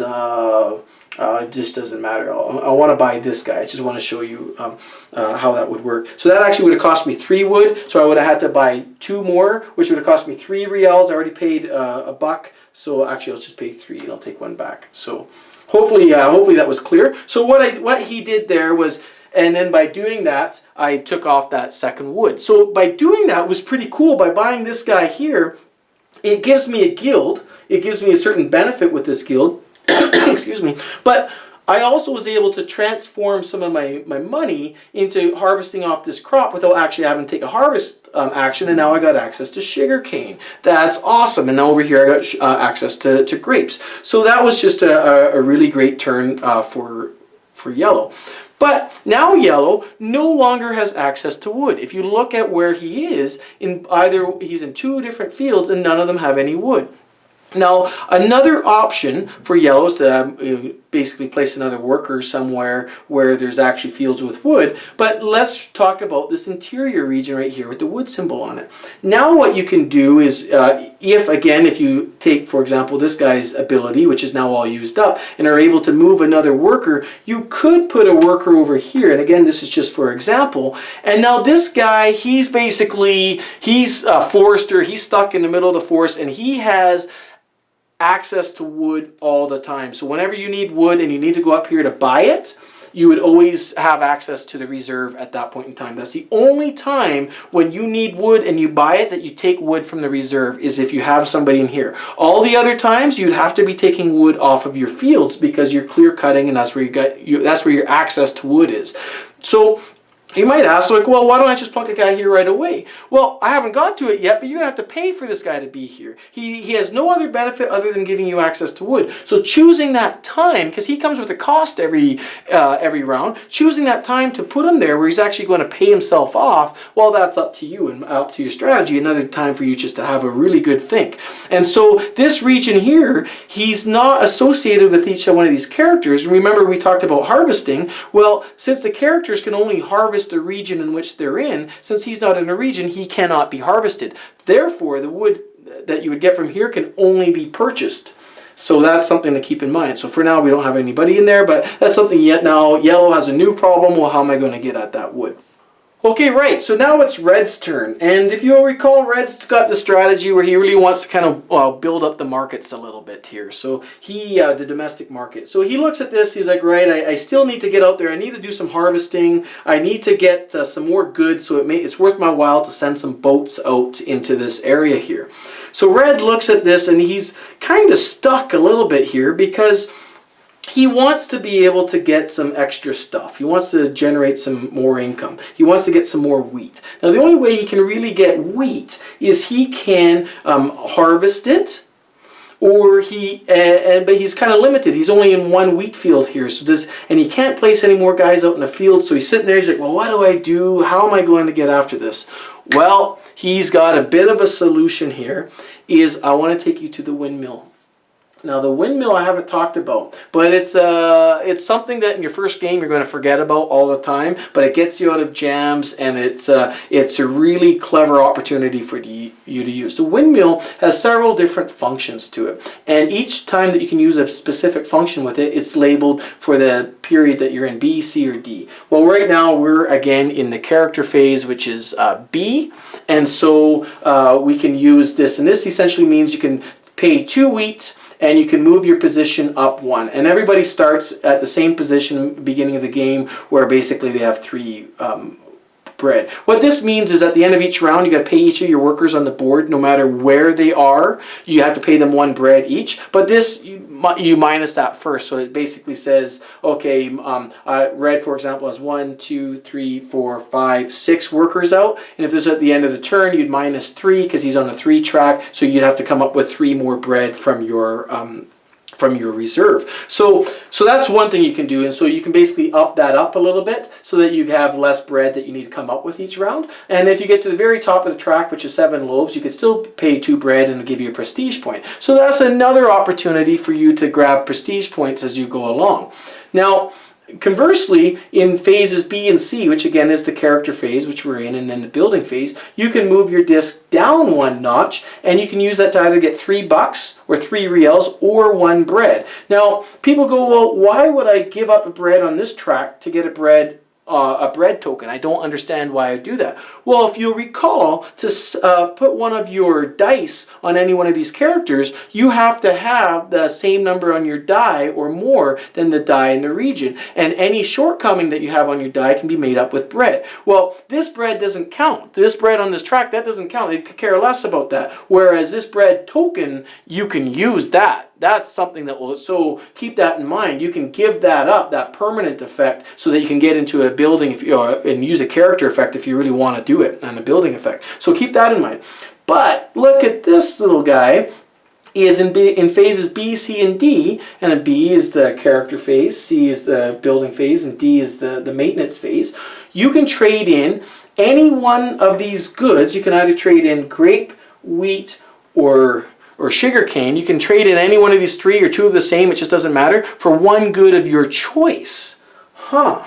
So now Red looks at this, he goes, wait a second, I might be able to do this. If I harvest, I might be able to trade in some of my goods for some more wheat. Now that's interesting. So Red's going to do that. So Red's going to go, right, I'm in the beginning of my turn here, I'm going to take these two things. I got sugarcane and grapes. I'm going to trade those in. I'm going to trade them in for a wheat. Why not? So then Red's now got 2 wheat. Okay, so now Red has 2 wheat. But he looks at that and he goes, you know what, I'd really like to get at that 3rd wheat so I can maximize my time here in the market. So before I get to the market, I am actually going to go over to this building. I'm going to place my die, I'm going to influence the commander, but I'm not going to use him for his boats. I'm not ready for that yet. I'm going to use him to harvest. And I've got 2 guys in here, so that'll work out fairly good with me. I'll get another wheat. So he takes the wheat.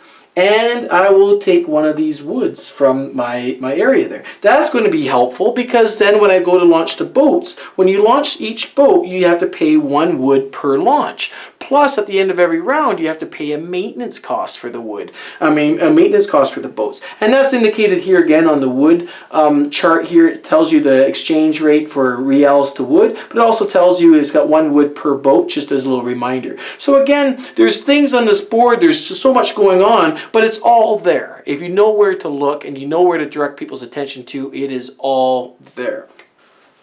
Okay, so Red now, he's ready to go. We go back down to Blue's turn. And what Blue is going to do is he's looking over here and he goes, you know what, I got a guy over here. I could get some more sugar cane. I've got some high values here. I'd love to put some more guys out there. But you know what? Maybe I can work on snagging here a few extra prestige points here at the end of this round. So Blue's going to go over here. He's going to put his 3 in there. He doesn't want to waste his high counting dice. But he's not allowed to take any character action because there's no character actually in that building. But he's allowed to harvest. So here he's got 1 guy in the sugarcane field. So he would harvest as he normally would. He takes his 1 sugar. But then since this is the empty building, he also gets to harvest 1 field an additional time. But since he's only in 1 field, he gets to get an additional sugarcane. So that's Blue's turn, and that's how you would actually use this. But he's also set himself up to be actually inside that building for later. Okay, so now it's Yellow's turn. And Yellow's looking at this, he's like, wow, you know, I too have some, I got these crown requests to go work in the domestic markets. I could try to go get some guilds again, but you know what? The problem with that is in order to get guilds, I need to go visit this guy. And this guy requires me to pay wood to get one of these guys in a guild, and I do not have access to any wood. I would love to move a guy into this forest or move a guy into a place with access to wood, but this guy, this character here who allows me to do that, he is completely full. So Yellow, this is where some of the decisions start going, ugh, and you try to figure out, well, I want to do this, but I can't because I don't have access to wood. So is there another way, a creative way, in which I can get at that? And lo and behold, there is. And so what we're going to do is we can also, we can look at our guilds. And the cool thing about the guilds is you can play 1 guild per turn at the beginning of your turn in either phase B, which is what we're in, which is the character phase, or in phase C, which is the building phase, which we haven't got to yet. So the Yellow character is the only guy who has a guild, and he can take that benefit right away. So what does this guy do? Well, this guy, when you take the harvest action, he lets you harvest 2 additional fields once or one additional field twice. It doesn't matter. You basically get two extra harvest actions on 1 or 2 fields. So when he looks at this and he goes, well, wait a second. I might be able to get out and I might be able to get some stuff here. So then yellow goes, I've got it. I know what I can do. If I go over to here, I'm going to place my guy there. I'm going to plonk my guy into there. This lets me harvest the whole region once. And also what I'm going to do is I'm going to use this guy. I'm going to take this guy, I'm going to flip him over. So by flipping him over, he gets, shaded out. Now he's in some shadow and he gets this, forbidden sign next to him. So I get 2 extra harvesting actions. So yellow is going to harvest once as he normally would. He gets 1 sugar cane. Now because he was in the empty building, he gets to harvest that field a second time. So he gets a second sugar cane. But since he played this guild, he gets 2 additional sugar canes because he's going to harvest it 1 more time and then 1 more time. So by doing that, he's got 4 sugar canes. So that one went flying right off. So now yellow's got 4 sugar canes and he puts that in. He's got 5 total because he started with 1. Wow, so now yellow is going, I think that's pretty good because now I can actually send some guys off into the markets and I might actually get some actual money for these things. So there he's got the sugar canes. So now we go back to blue's turn, and now blue is he's got his last number 3 die here, and again he's trying to really lock up that city a little bit. So he thinks he's in pretty good shape, but what he's going to do is he's going to go, right, I would like to go and actually get another guild to help me out. So he'll go here, he's going to overpay his influence there, but there's no harm being an extra nice guy, giving him some extra influence. And so now blue says, okay, right, which guy would I like to get? And in order to do that, he might he kind of looks around where yellow is. He's worried that yellow might take a spot from here. So he wants to keep this area full. So he's decided he's going to keep that area full. Maybe what he can do is take one of these other ones. He wants something cheap. So he goes, okay, right, maybe I'll take this guy here. And he also needs later in the game different guilds as well, because he has this one. This is one of the crown's requests. So okay, why don't I pick up this guy? He'll give me wood when I need him. So he goes, okay, we'll take this guy, and he's going to cost me 3 wood. So in doing so, I have 1 wood in here, and again now I got to go and I got to pay to get 2 more woods, which will cost me 3 reals. So he pays the 3 reals, which is here, no problem, and he goes, right, I have access to wood at this field here, so I take 2 more wood off that field. Whoops, I took 3.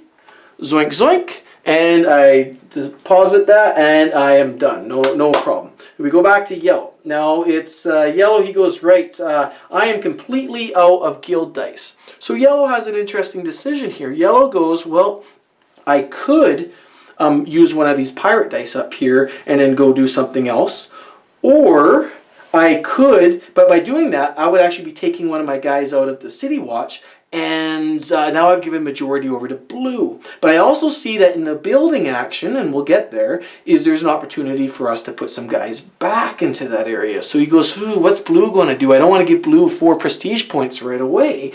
Maybe now's the time I can pass. So yellow takes another little look at that, but yellow really wanted to go and launch these boats, because the thing is once yellow passes, well then that's it. And yellow needs to keep in mind he's got to score one of these 2 crown requests at the end of this round. So yellow says, no, I haven't done enough yet in this turn, and that's always one of the agonizing decisions here, is you go, I have not accomplished enough, and yellow says, I hate to do this, but it's I need to. I'm going to. Oh no, yellow can't, because yellow does not have access to any wood. So yellow is completely thwarted. Yellow has all the goods that he wants, but he cannot launch any boats because he doesn't have access to wood. And there you have it. There's half the problem. So yellow says, you know what? I am hooped. I will pass. And so yellow says, okay, I am going to pass, but Have no fear, I have a plan. I think I know how I can still get those 4 prestige points from blue. So if we go back and look at here, so you'll notice at the beginning of in phase A, everybody selected a row. But now what happens when you choose to pass, you can choose what your turn order is going to be for the rest of the turn. So if you want to be starting player and lock that up, you can, but you only get 2 reals as benefit for that. But if you want to put a guy into a city space, you'll get 1 prestige point for doing so. You can do that and you'll be maybe the second player or the first player if nobody goes there. Or you can choose just to take the money, the 3 reals.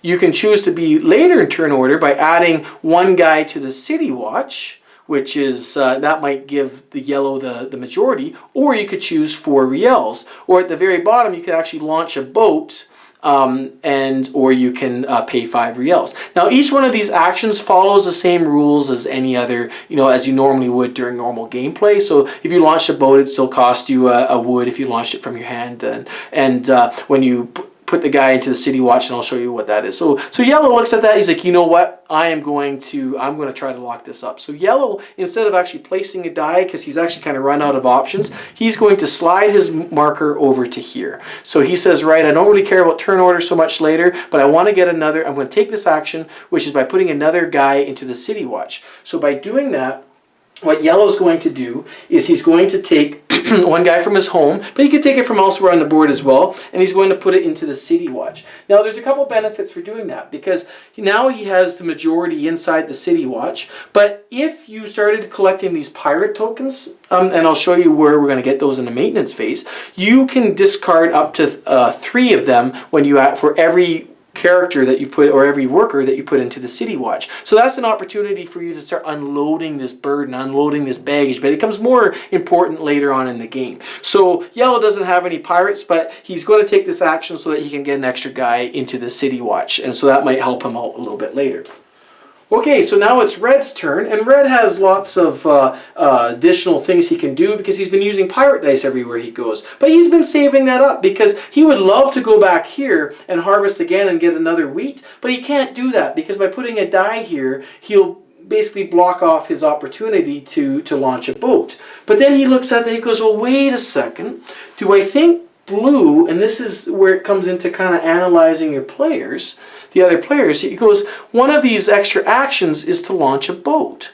So then now red is kind of forced with an interesting decision. And again, I'm trying to convey some of the decisions that go on here, because red could choose to come to this building, and he could choose to harvest because that'll give him a wood and a wheat. He could choose to do that, but then this building, this character is completely full. There'll be 3 dice on there. And so his opportunity to launch a boat is gone. And remember, he was going to launch a boat to the domestic market so that he could work on this crown request here.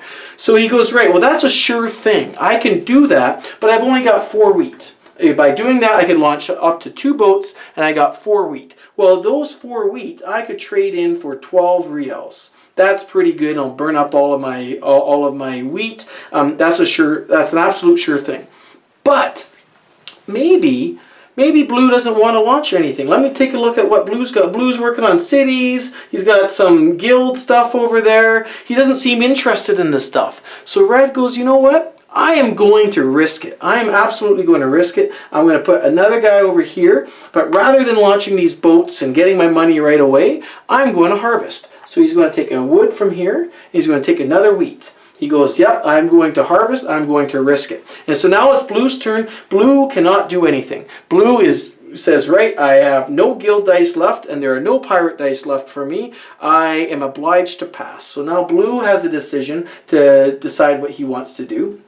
And blue, he goes, you know what, I'm interested in these cities. I want to score this city. What I'm going to do is when I pass, I'm going to go to this action right here. And what this allows him to do, it allows him to basically nab a starting player, or second player at least, and it allows him to move a worker into any city space, and he'll get a prestige point for doing that. So he's like, okay, that seems like a good decision. I've given up prestige points up here in the city watch because yellow has taken over, but I'll grab one back over here, and in doing so kind of lock up this bottom city. So then blue says, okay, right, so let's do that. Now he can move any worker, but he can't take anything out of the city watch. So blue goes, okay, this gives me access to wood, I don't want to take that.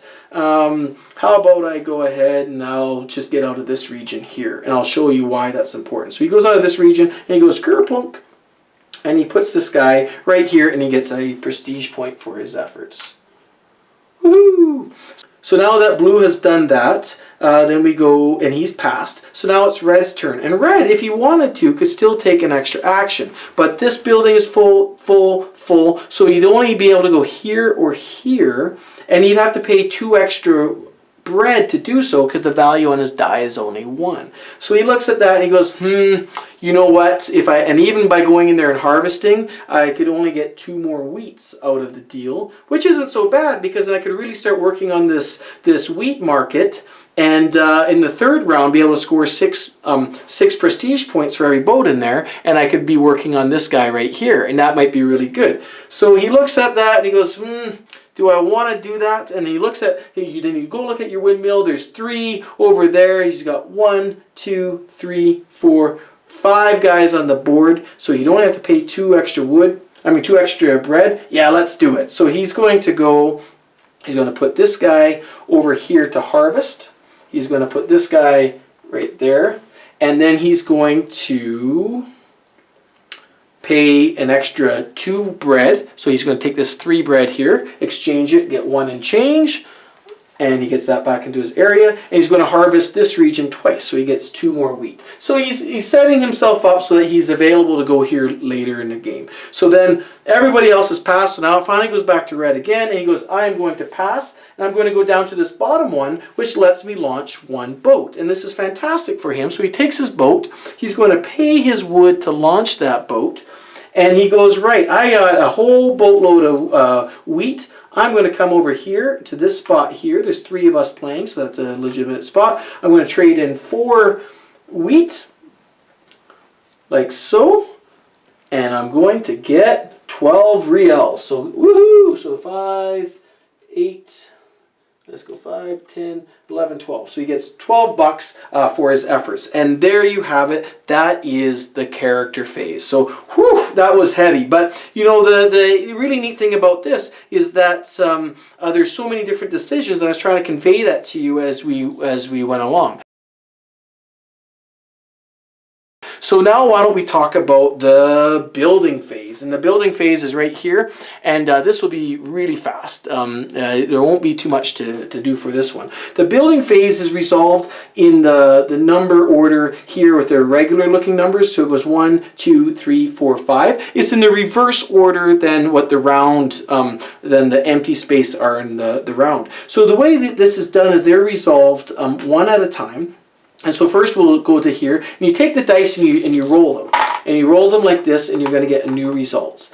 And I'll just put them back here for clarity. Now what happens is the cost to take the benefit of the building is dependent on the number of players. And so what you're going to do, this is a 3-player game, so you look at this chart up here, and the cost is going to be 9 reals minus the total cost of the guild dice that are rolled. So here the total was 3 plus 1 is 4. So we take 9 minus 4 is 5. So red would have to pay 5 bucks to take the benefit of the building. And the building is divided into 2. The benefit's the same, but it's divided into 2 different sections here.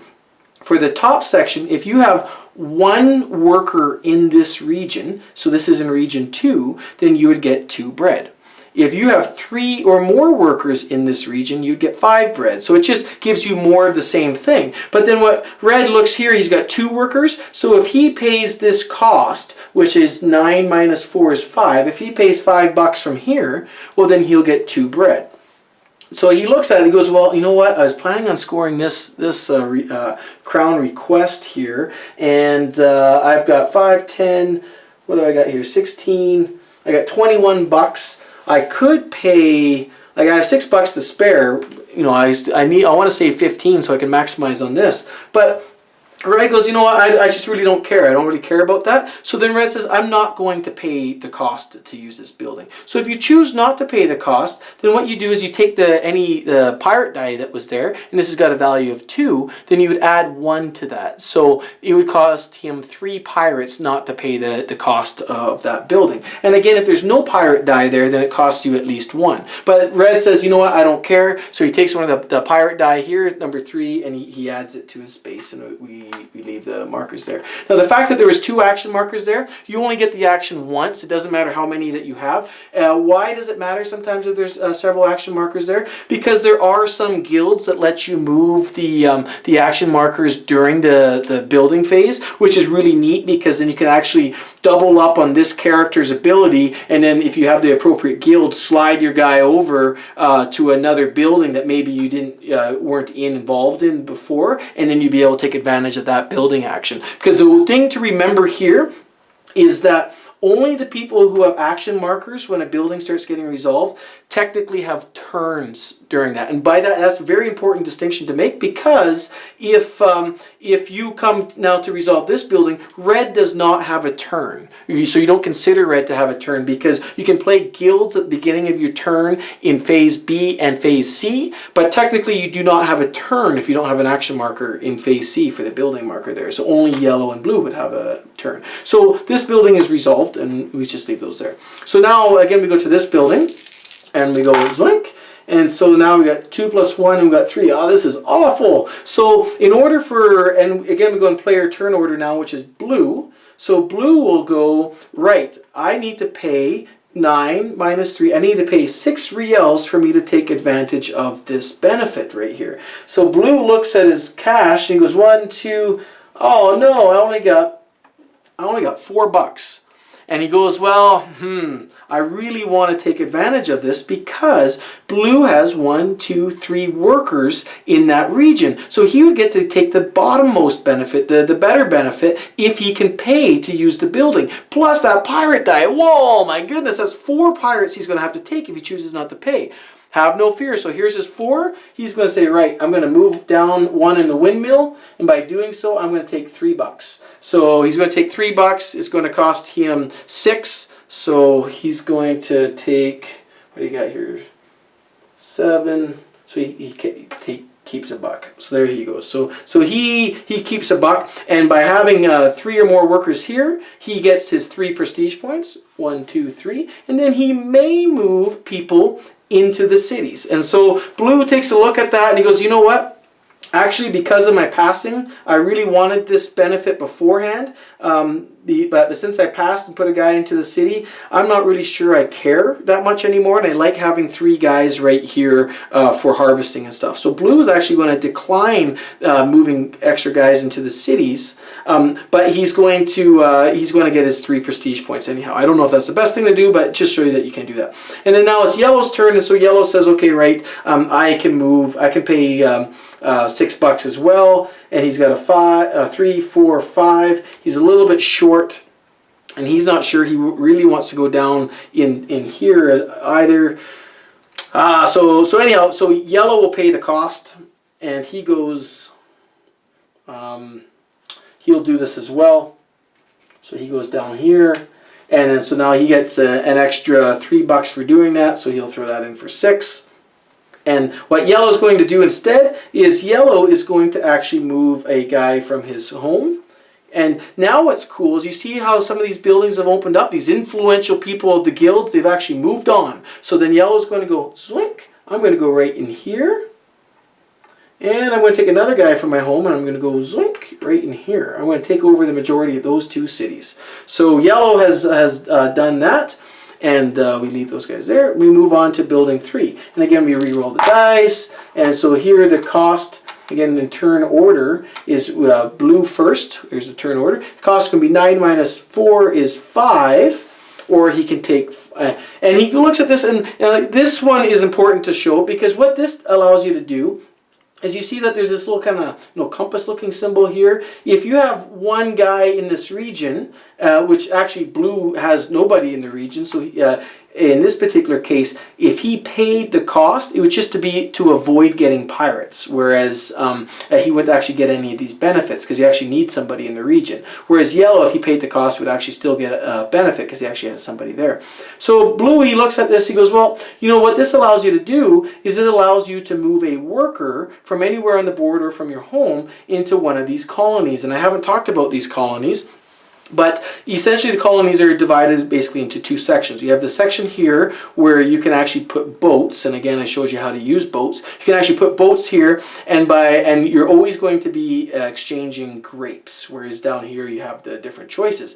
And by doing that, you're actually going to get a king's reward. The king is like, you know what, you're doing such a great job going out there and exposing us internationally. I'm going to give you a reward. And these rewards are set randomly at the beginning of the game. They have backs on them, both A and B, and so you put A here and B there, and there's 4 in the game, so there's actually a couple left over, so the game will always change when you're playing. So then you go, okay, so out in this region you can either put boats down through here, and what happens if you did have boats here, say for example, that's a good example, suppose yellow had a boat there. For every new guy that you move into this the colony, you'll get 1 prestige point at the time that you move the guy into here. So say yellow went like that, he would get 1 prestige point per boat in that area. So then he would go zoink up 1 prestige point, and that's not a whole lot, but if you start filling this area with boats and you start using this synergy with this crown request, which is what I showed. I have not showed this one, but it works exactly the same way as the domestic crown request. It works exactly the same way as this guy right here. Whoops. It was this guy right there, but instead of putting boats here, you're putting there. And again, there's a number associated with each colony for every round. So for this first colony, in the first round, each boat is worth 4. Third round, each boat is worth 3. And in the 5th round, each boat is worth 6. And here in Brazil, it's worth 3, 6, and 4. And then 6, 4, and 3 over here in India. So it works exactly the same way. But what's really neat about this is you have an opportunity to actually move workers in here, and you'll get prestige points along the way for every boat that you have in there. So that's pretty cool, but in addition to that, there's also going to be in a maintenance phase where they're actually going to harvest goods for you. And there's a symbol up here associated with each one of these colonies. India's got grapes, Brazil here is sugarcane, and over here we have wheat. So not only will you get a prestige point for moving this guy in, if you have a boat there, 1 prestige point per boat, per boat, in the cleanup phase, you also get a way to generate some goods. So this is another way that you'll actually be able to generate goods just like the city. So that's pretty. So that's what this is going to allow you to do. And if you have 3 guys here, you'd be able to move 2 guys in there and be able to get extra points and extra goods per guy. So yellow looks at that and he goes, I'm not really too sure about that. So what I'm going to do is, I think both yellow and blue, they're not overly excited about that. Yellow was over there, this guy was back. So they both get pirates. So they're going to get 4 pirates each. Zoink and zoink. So they both get 4 pirates each, and they're just not, they couldn't be bothered. Then we go over to here, nobody is here, nothing is resolved. And now we come over to here and everybody's involved. And so you roll all the dice. And you got 3, 5, 7. So 9 minus 7 is 2. And what this allows you to do is allows you to put guys back into the city watch. So again, if you have 3 guys out here, you get to put 2 guys in the city watch or 1. And so this works out really well because when you put guys into the city watch, you get to lose 3 pirates per guy you put into the city watch. So blue says, oh, this is fantastic. I will do that. I will pay my $2.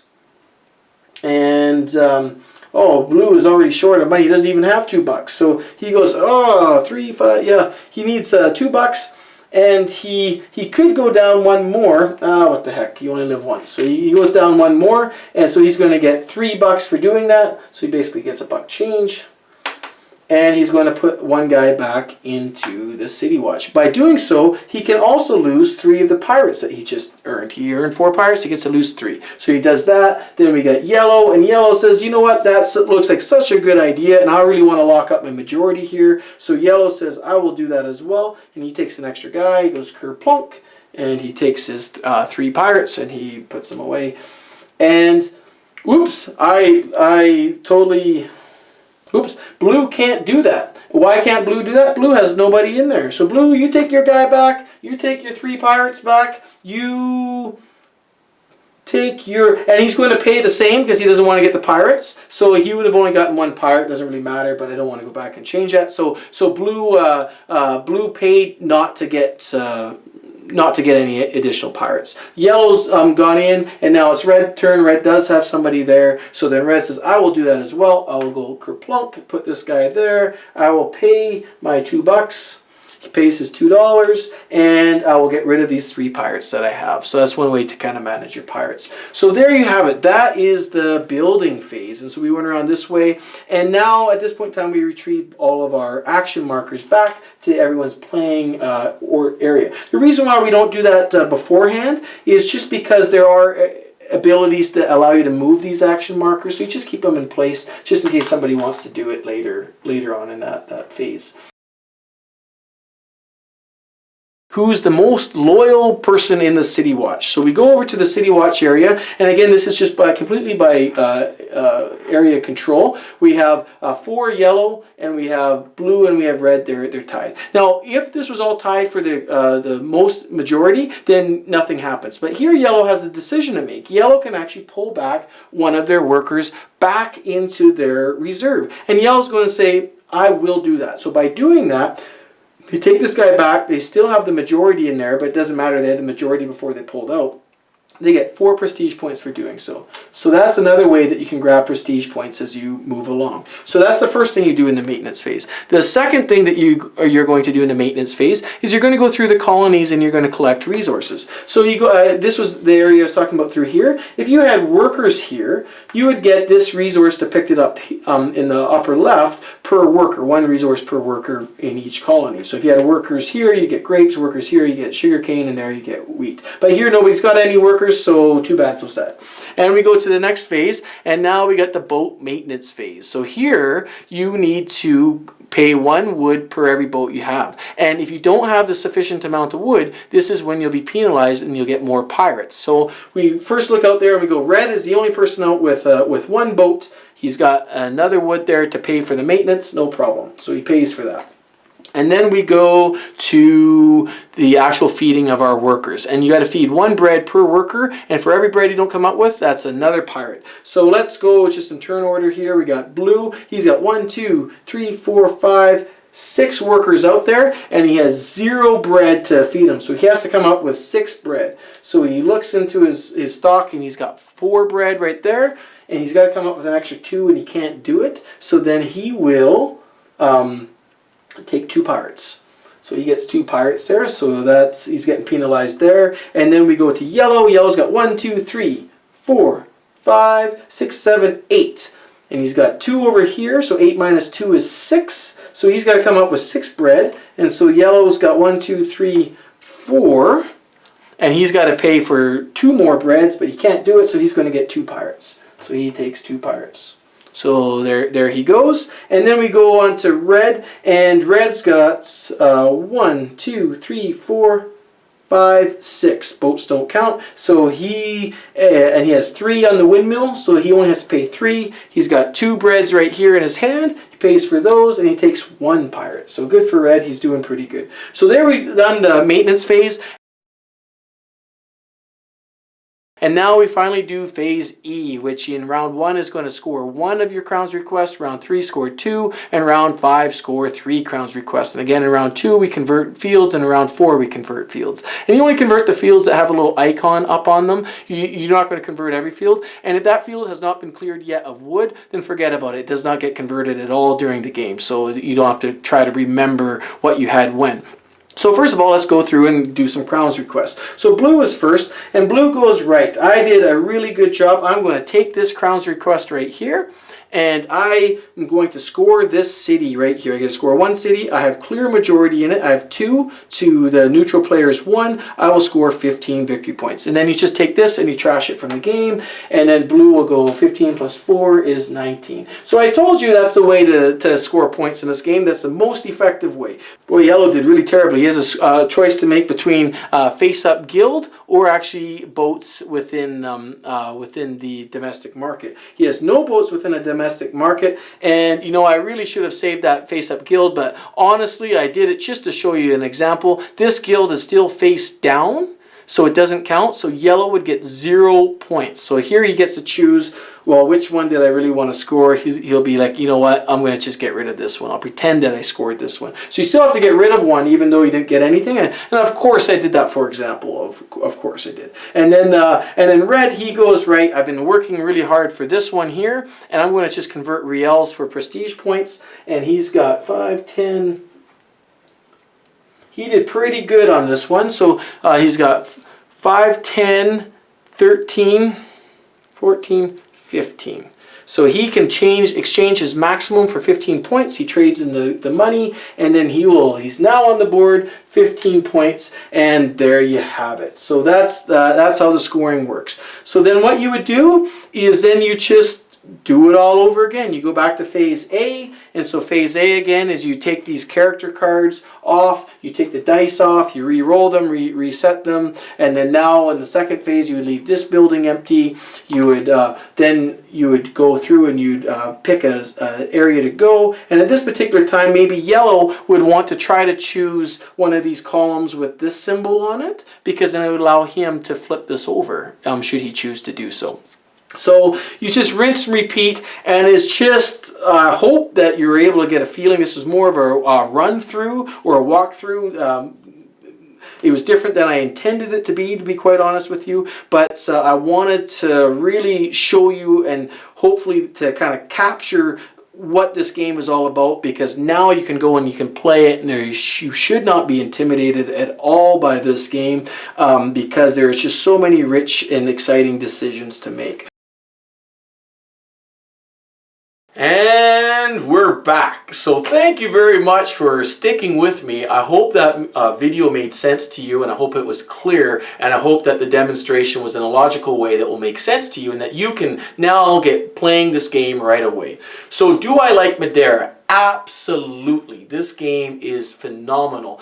The only downside about Madeira, the only reason why I see it not getting onto the table, is game length and assumed complexity. And the reason why I'm saying assumed complexity is I hope that by going through this video you see like, wow, this game's really not that tricky. It's just that when I first look at the board, I'm like, oh my goodness, there is just so many things, but there really isn't. It's just that this board could have easily been divided into 2 or 3 different boards, but they've chosen to put it all together as one. And so when you look at it, it is overwhelming. There's a stimulus overload. It reminds me, I lived in Paris for 2 years. I took my nephew to Paris Disney, and he was 3 years old at the time when we went and we rode on It's a Small World. And I remember just sitting there in the little boat, and I'm not going to sing the song, don't worry, but having this little 3-year-old kid, and he's just looking all around, and he was just, oh, his mind was completely amazed with what was going on. He's like, look at over there, look at over there, look at over there, look at what's going on over there, look at over there, Uncle David. And he was just going nuts. He just didn't know how to focus his attention, and that's this game. Then we were able to go on it a second time, and he was a little bit more relaxed about it. He was still eyes sparkling, just enjoying everything that was going on around him, but he was more relaxed about it because it was more familiar to him. And that's this game in a nutshell. If you get a bunch of people in a learning environment that are all learning it for the first time, there might be stimulus overload, especially if you have those types of people in your games group. They're going to be, and then it's going to make for a pretty rough first play. My first play was kind of, you know, like, and that was even after I studied it a little bit. So hopefully by watching this video, you'll be able to do it in a very calm and introduce the game in a very calm and dignified or relaxed manner, so that you don't have all this spastic energy that's bouncing around. And this is what this game does. And now the rule book itself is extremely well written. Good job, guys. My only complaint again is it's lacking that white space. It's lacking some kind of opportunity for you to kind of breathe. And so when I was playing the game, I found it very difficult to actually find what I was looking for on the first play. Now after several plays and, you know, researching the rules a little bit more, I know exactly what I'm looking for when I need it, and actually I don't really need them anymore. But the first time you're kind of, and you're flipping around, and it tells you, okay, well then go to this page, and you flip to that page, and you're trying to find what it is, and it's just, I found it was very difficult to do that. But all the information is there. It's just in a very dense package. But let's get that out of the way, because who is going to enjoy this game? The people who want to immerse themselves in just a nice, meaty, like this is one of those big burgers, pound burgers where you just bite into it and it's just got, juice dripping down off your elbow, and it's the one of those burgers that you just can't let go because it's just going to fall apart in your hands. That's this game for you. And I've been reading some of the reviews on this, and I've been watching some other videos, and there's one comment that I've seen a few times where people were kind of saying, the theme's not really there. And I was like, fell off my chair. I'm like, what? What do you mean there's no theme here? Take apart any kind of military themed game. This game is the single best way I've ever seen a game take the history of a colony or of a region or a country, take that the history and condense it down into a game. And they just did this outstanding. You got the Crown's Request. You have ways for you to build prestige within the Crown. Then being a colony, you're at the Crown's mercy whenever they decide that the winds of the world have changed and now they need sugarcane instead of wheat, and then later they need grapes instead of sugar. And then you can imagine that by being I love it when they actually not only take the theme and put it on the board, but they make the gameplay make you feel as if you're actually a part of that theme. And you can imagine being some guy sent off to the colony going, go off to Madeira and go make the Crown proud. Well, you're going to have a lot of sleepless nights. You're going to have a lot of tough decisions trying to wiggle your way in there and trying to curry favor with the guilds and try to work, go find a suitable crop of land so you can build up your estate, and then you can use that to ship it off to foreign countries. You can bet that there's a lot of agonizing decisions for these guys who are doing that in real life. And this game does that. It brings that to the table, and you're having those same agonizing decisions as if you were a colonist going out there and trying to make a name for yourself. Because remember, at the beginning of the game, you're starting behind the neutral player in the cities. You're a nobody. So you can imagine you don't just become noticed by the Crown out in some far off colony along the pirate routes without just lazing around. No, you got to work. You're going to make some tough decisions. You're going to make some hard decisions, and you're going to have to piece it all together. You're going to have to do some politicking. This game does that just in the gameplay. And then I just love the fact that you got the pirate dice, and I love, like, for me, theme doesn't come with zombies or pirates or dice. Like, you don't need that for theme. This game is so as heavy as it is and as dripping as it is with just pure substance. It is dripping that same amount with theme. I do not understand anybody who says that this is not a thematic game. I'll say it before and I'll say it again. I just don't understand that comment, because this board game has taken the history of Madeira and it has put it into cardboard form, has put it into meeple form, has put it into a form that I understand. And maybe I'm just a shallow kind of guy, but it was this board game that prompted me to go and go onto the University of Google and learn more about Madeira. And it blew me away how, as I was reading about Madeira and learning a little bit about the history, I'm like, wow, this is the board game. The board game nailed it. And I think, like, I've never seen, I don't know if this is these guys' first design. I think it is, but boy, I can't wait for them to come out with another one, because it was just, this game has absolutely gripped me. I fear that I'm not going to get it onto the table as often as I want to, just due to the length and the complexity to get people playing it. And so those two things generally will leave the game on my shelf more and longer than I want it to. But c'est la vie. I've been enjoying the moments I've had with it so far, and I really, really hope that I'll get more moments in the future. But maybe what I'll have to do is I'll have to do more bribery. So here I went out and got some Madeira wine. I'm going to crack this as soon as we're done here. But you get some Madeira wine. Now, what's really interesting too about Madeira wine is this is another part going back to the theme. Well, the cool thing about Madeira wine was, as the story goes, is that there was a shipment of grapes or wine from Madeira, and it was going off to some colony, and you remember that's even represented in the game, and the ship ended up coming back to Madeira and it never delivered the wine. But now during that time, the wine was oxidized a little bit and it was exposed to high temperatures, and it gave the wine a distinct flavor. And then that's when they said, hey, wait a second, we got something here, people like that. So then, as a part of the actual winemaking process, they actually slightly oxidized the grapes and actually introduced that as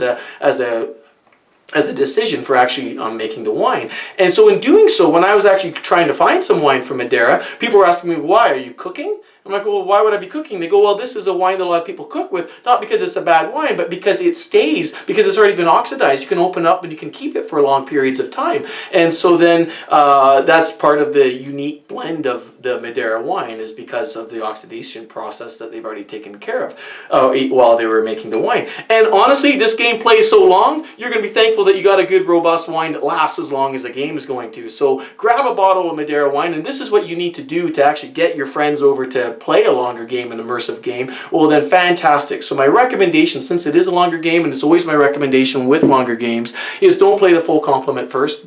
3 players, no more than that, until everyone starts getting well versed in the mechanics, and you can take it from there. So this, I hope I've made my point clear, this is just an absolutely delicious, meaty, juicy game that drips substance, and it drips theme, and it just demands to be the highlight of one of your future games nights, and I can't wait to get playing it again. Again, if you have any questions, please drop them below. I'm on Facebook, Connect More Board Games. I also got a webpage that is almost done, www.connect-more.ca. I hope to see you guys there, or on The Geek, or on YouTube. Just come on over, let's start a dialogue, and if there's any other videos you'd like to see me do, I love doing them, and I love playing them. So I'm going to stop talking to you right now, because it's time to play Madeira. Cheers.